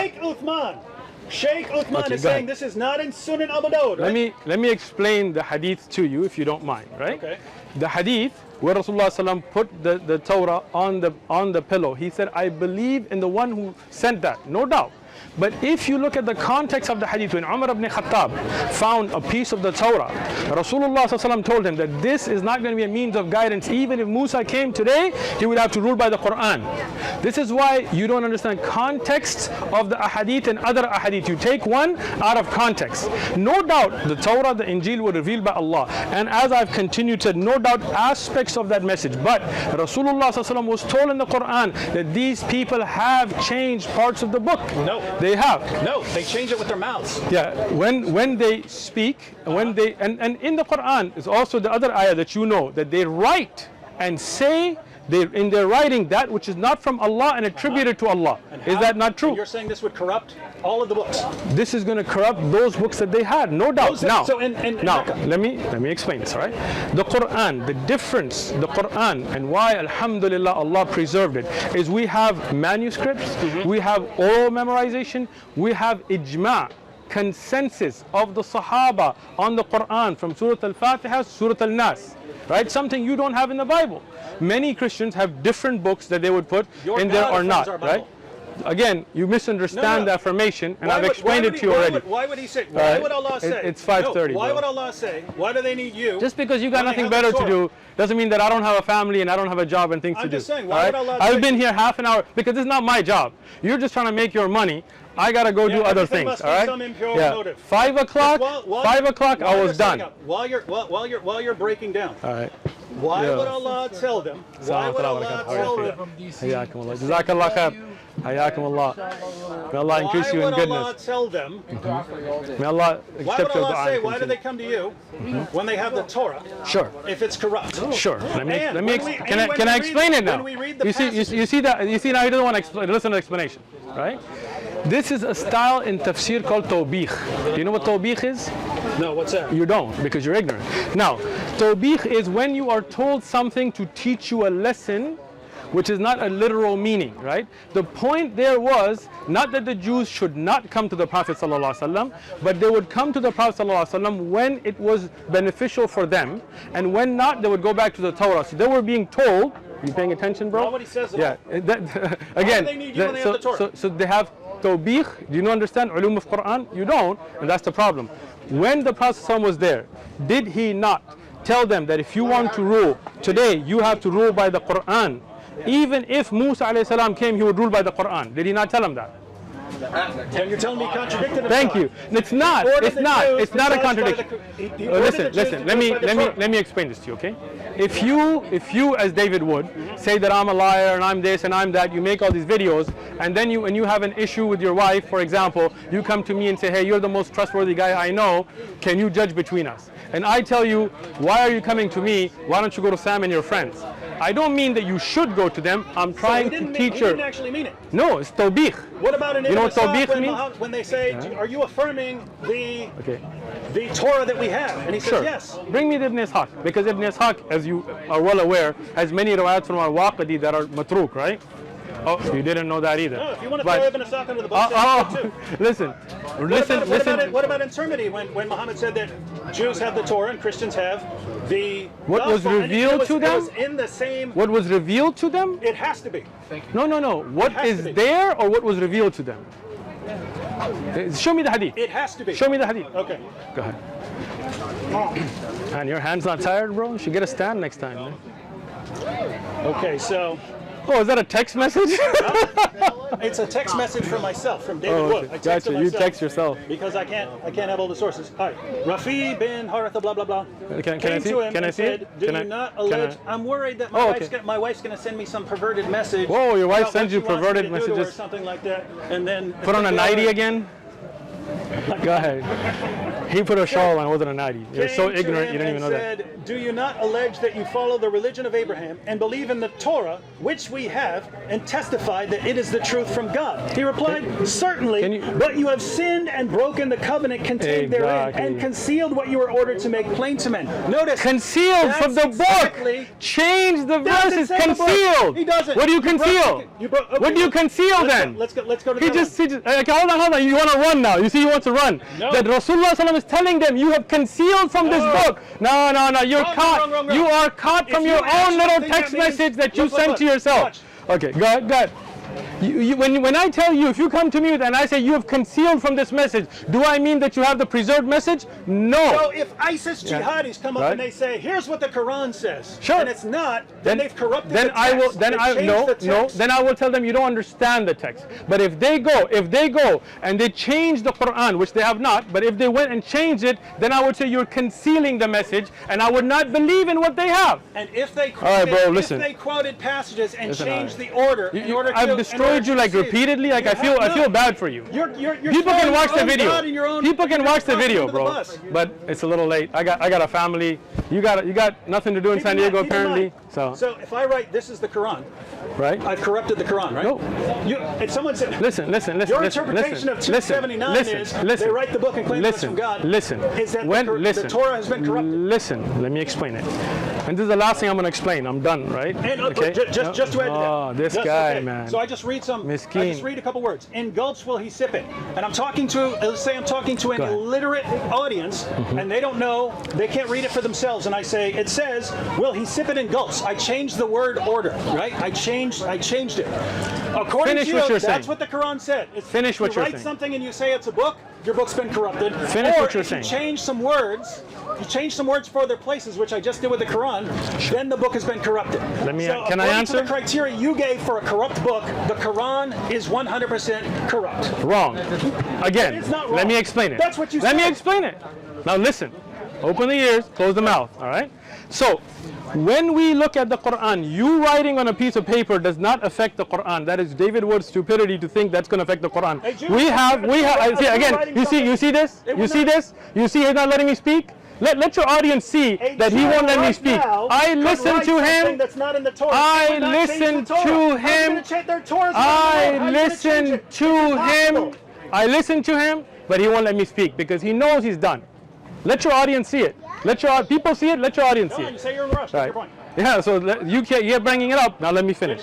When you write on a piece of paper, that doesn't affect the Quran because standing amongst us are those that have memorized the entire Quran. We have manuscripts. We have the original text. Your writings today can't affect the You have the Quran at original all. text? Alhamdulillah. Alhamdulillah. You have the Let me original speak. text, the Let me original. speak. Let me speak. We have texts that we can carbon date to the lifetime of the Prophet ﷺ, to the time of Uthman radiallahu anhu, Uthmani scripts. Alhamdulillah, we have it.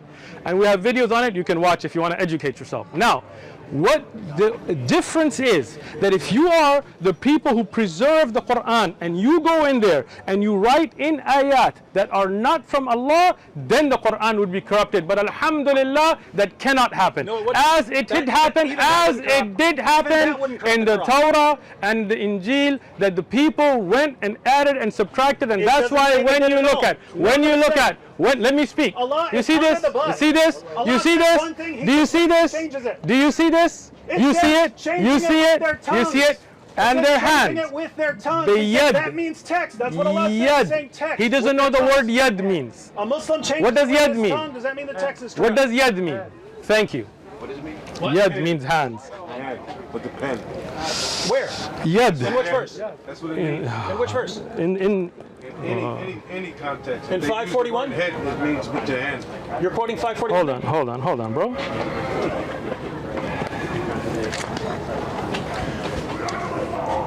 Are you going to Surah 279? I am. Oh my goodness. Of course. Hold on. Let me finish. Are we going to look at the commentaries? No one agrees with you. Hold on. I appreciate nobody agrees with me. What do they know? I'm just going to show you something. Come here, Muawiyah, come here. This is the last point I'm making. I'm out, okay? Read this word in Arabic. We know it's hand. Read the words. In 279. That's not talking about changing. ID him with their hands. Done.